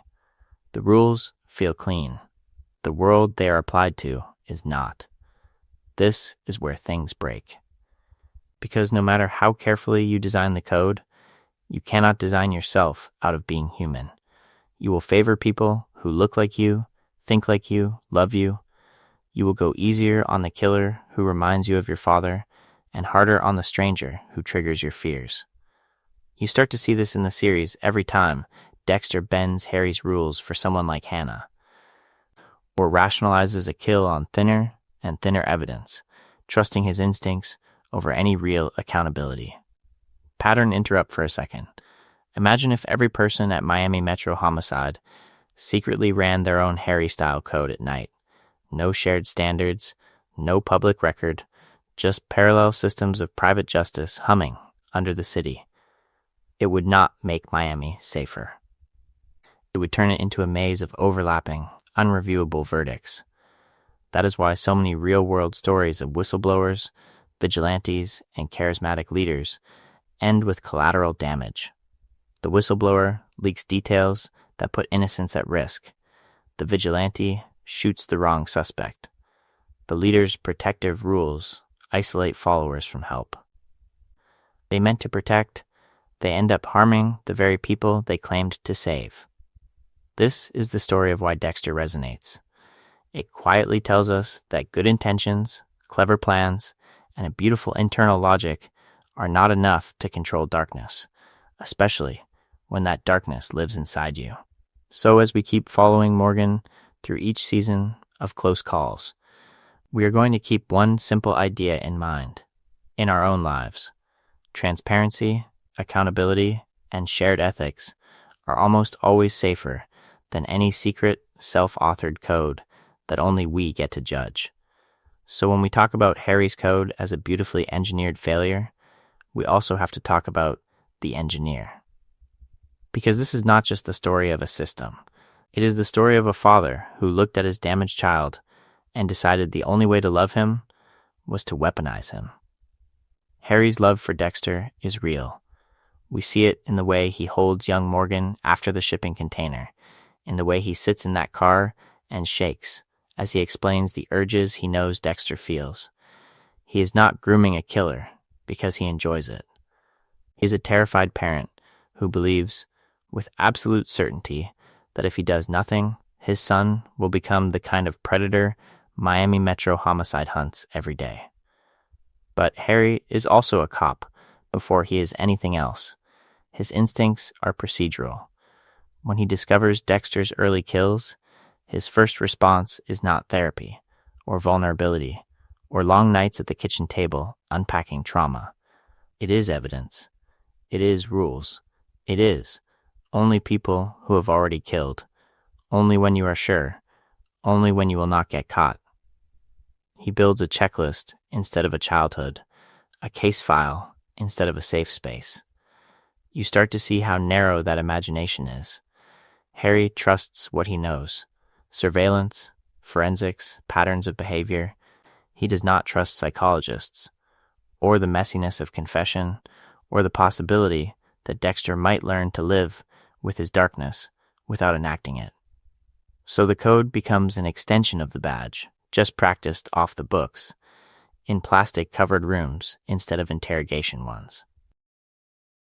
And here's the tragic irony. Harry thinks he is saving lives by pointing Dexter at deserving targets. In the short term, some killers do disappear. But when you lay them all out together, every victim, every cover-up, every person drawn into Dexter's orbit and destroyed, you start to see the bill come due. Rita, Dokes, Lila's victims, LaGuerta, Debra, Harrison's childhood. The attempt to contain one monster births a constellation of smaller catastrophes that radiate out across the series. Even after Harry dies, he does not leave. His ghost in Dexter's mind is part comfort, part control. He appears at docks, in kill rooms, in quiet moments at home, still reciting the code, still scolding, still soothing. For Dexter, Harry becomes both the voice that tells him he is not alone and the voice that keeps him from ever truly changing, because every doubt is answered with the same old rules.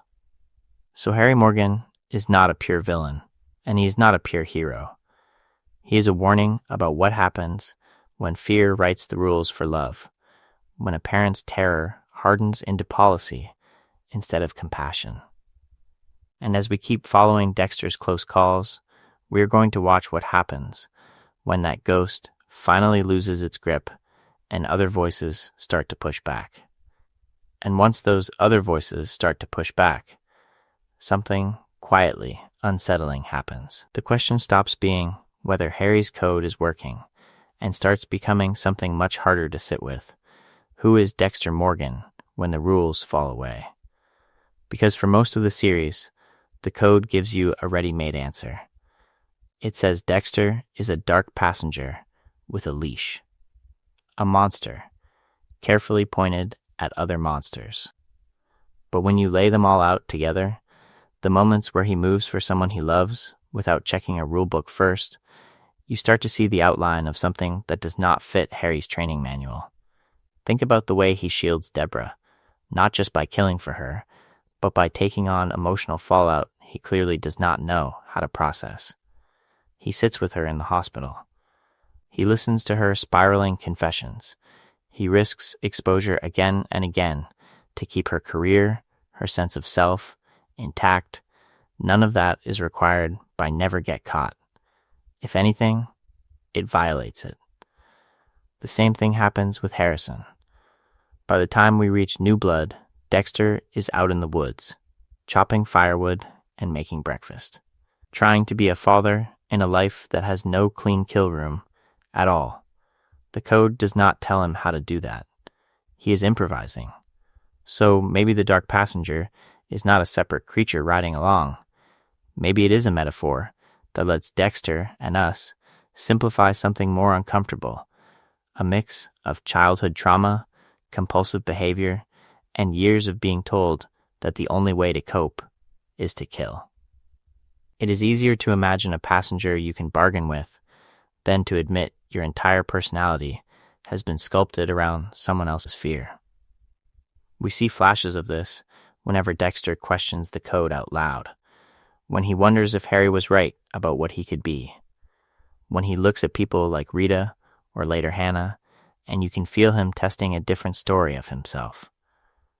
One where the mask is not just camouflage, but something that might become real if he wears it long enough.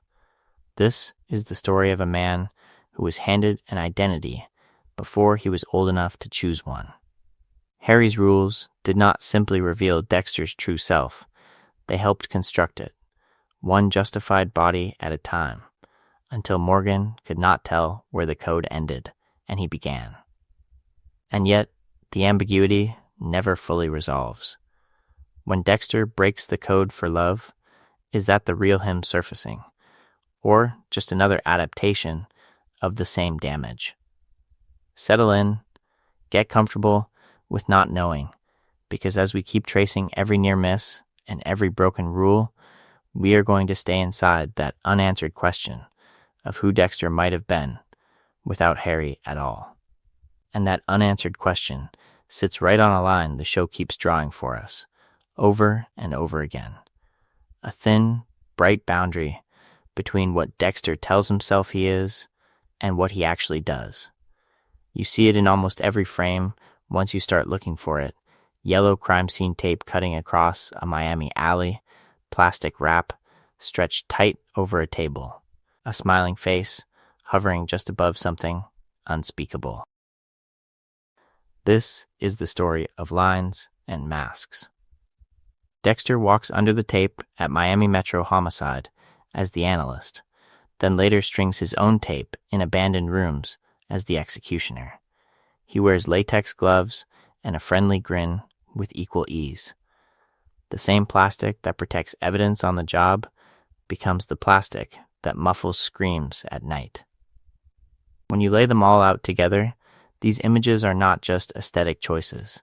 They are visual reminders that his code is only ever a very thin barrier between order and chaos. Every season, that barrier pulls tighter. Early on, the line between his lives feels wide. Donuts at the office, bodies at the marina, separate worlds that never quite touch. But the series keeps closing the gap. The Bay Harbor Butcher investigation turns his work tools into potential evidence. Rita's kitchen becomes a staging ground for alibis. By the time Harrison, Deborah, Hannah, even Angela are involved, Dexter's private rituals have seeped into every corner of his public life. The mask has to stay on, while the room fills with people who have already seen it slip. Here's the pattern Interrupt the Show quietly offers. The code is presented as structure, but the plot is built out of its exceptions. Every moment he bends a rule for family, every time he rushes a kill, every near miss at Miami Metro is not an accident of the week. It is a warning flare. Lagerta keeping an old file, Rita ignoring the shoe that could expose him. Deborah walking into the church at the exact wrong moment.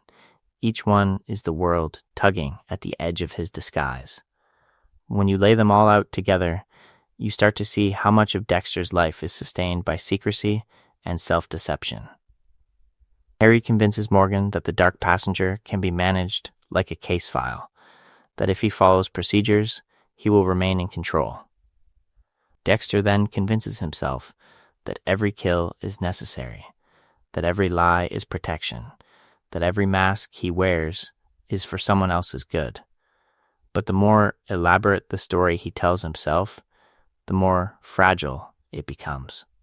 So as we move through the final close calls and the last cracks in Harry's code, let's treat these patterns less like puzzles to solve and more like echoes to sit with. We are going to follow the line right up to the point where it finally snaps, and then ease back, not with definitive answers, but with the soft recognition that no mask, however carefully crafted, can stay in place forever. So now, as the last cracks spread through Harry's careful blueprint, we're going to slow down a little and look back at the whole thing from a distance. Settle in, get comfortable. Let the sharp edges of individual scenes soften for a moment, so the larger shape of the story can come into focus. This is the story of a child found in blood and a father who thought he could outthink trauma. Harry Morgan walks into that container, sees what was done to Dexter and Brian, and instead of trusting courts or therapists or time, he writes a private rulebook. Only kill those who kill. Never get caught. A code that tries to tame the untamable by turning a wound into a job description. At first, it almost looks like it works. The early kills are small, contained, almost academic. A nurse here, a predator there, each one supervised or sanctioned by Harry's voice in Dexter's head. But even in those first bodies, you start to see the flaw. Every target depends on Harry's judgment, and then on Dexter's. Every decision is a guess dressed up as certainty. Then, life gets bigger. Miami, Metro, homicide, Rita, the kids. Barbecues and birthday parties layered on top of kill rooms and garbage bags. With every new role Dexter takes on. Another hairline fracture appears in Harry's design. The ice truck killer pulls family into the frame. The Bay Harbor butcher case turns the code itself into evidence. LaGuerta's suspicion, Doka's anger, Deborah's loyalty, they all press against the same fragile structure. By the time we reach Deborah's fall, the cracks are no longer theoretical. They are people. Rita's death on the bathroom floor, Doak's blown up in a cabin he never built, LaGuerta executed on a shipping container dock because she simply refused to forget. Every moment Harry thought he was preventing has arrived, just shifted sideways onto someone else's life. Iron Lake is not a new system. It is the same code moved to colder weather. Harrison's trauma, Angela's investigation, the way Dexter's isolation finally turns into his own death, all of it is the inevitable endpoint of asking one man and one set of rules to carry this much weight. No oversight. No appeal. Just Harry's ghost and Dexter's need. So let's not rush to a verdict. Instead, let the specifics blur a little into something quieter. A feeling about control, about how love can become supervision, about how even the best intentioned rules can create the very harm they were meant to prevent.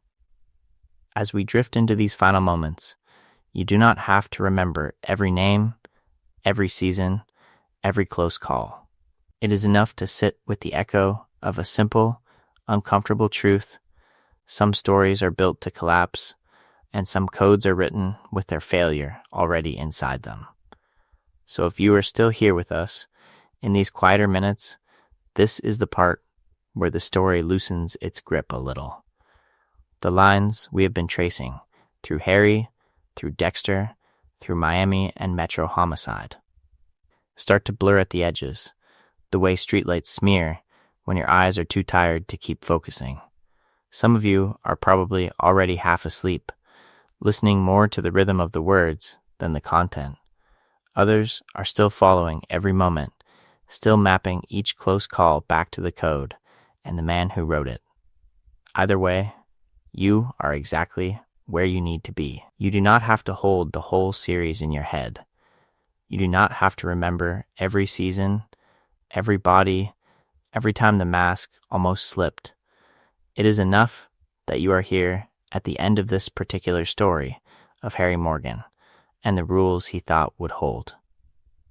Before we drift all the way out, this is where we quietly mention that if you want more of this kind of long, slow, careful storytelling, the simplest way to keep it alive is to subscribe, to come back, to let the next video play when you are cooking, commuting, or trying to fall asleep again. There is no algorithm in this room with us, only the small, practical truth that when you return, we are going to keep building these strange, calm investigations together. Because this approach does not have to stay with Dexter. When you lay them all out together, there are so many other codes, other masks, other doomed systems we could trace. We could sit with Walter White's rules about family and money and watch how they corrode. We could walk through the quiet compromises in Breaking Bad, in Better Call Saul. In any series where a character thinks they have found a perfect framework to control the chaos inside them. We could look at other detectives in other cities, other fathers, trying to write rules for children who were never going to fit inside them. And there is no urgency to any of it. You can pause this and come back tomorrow. You can re-listen to the same section 3 times and let different details land each time. You can let the analysis just be a background hum while you fall asleep, the way Dexter's own thoughts hum under his conversations at the office. This is not a test. There are no points for finishing in one sitting. As we ease out of the sharper parts of the narrative, you start to see that what remains is mostly a feeling, a lingering curiosity about how many stories we love are quietly built to fail from the start. Harry's code is one. It is not the only one. And in the next part, we are going to follow that feeling somewhere a little darker and a little closer to home. So, now, as that feeling settles in, let's let the sharp edges fall away for a while. Outside the frame of Dexter Morgan's latest close call, Miami is winding down. The neon that once bounced off wet pavement and crime scene tape is softening into smaller, quieter pools of light. Office windows at Miami Metro Homicide go dark, one floor at a time. The bullpen monitors blink into black, and even the ocean seems to hush a little as the tide pulls back and the night grows heavier. Slower, easier to drift through. This is the story of a city that never really sleeps, pretending, just for a few hours, that it can. Streetlights along the causeway blur into a single gentle ribbon when you lay them all out together, and the boats in the marina rock in place like they are being lulled. The same way we are going to try to lull your thoughts now. Dexter's boat is just another silhouette against the dock. No spotlight on it, no sirens converging, just the faint creak of rope and wood as everything that almost happened today quietly decides not to. In that softer light, Harry's code looks less like a master plan and more like a tired promise a father made to himself in the dark. It was always going to fail, not because Dexter was uniquely monstrous, but because no secret system can hold back everything human and unpredictable. Every rule Harry wrote depended on perfect information, perfect judgment, perfect control, and every season showed us the same truth from a different angle. People change, evidence lies, love interferes, grief misleads, and sooner or later, the mask always slips. So for now, you do not need to track every moment, or remember which episode held which close call, or replay every line Harry ever whispered in the car. You can let the details loosen, the way the city lights are dimming across the bay. If a pattern wants to stay with you, it will stay quietly, in the background, as a sense that any code built to manage a whole person will eventually crack where the feelings live. Thank you for staying with this story for so long, for walking slowly back through scenes you already knew and letting them feel a little different, a little gentler, a little sadder. Settle in, get comfortable, Let the last images of Miami at night stretch out and fade. And, if you'd like, you can pause here, close your eyes, and follow that long, low line of city lights as it trails off at the edge of the water and keeps on going into the dark and the quiet and the part of the night where you do not have to think about Dexter or Harry or any of this at all.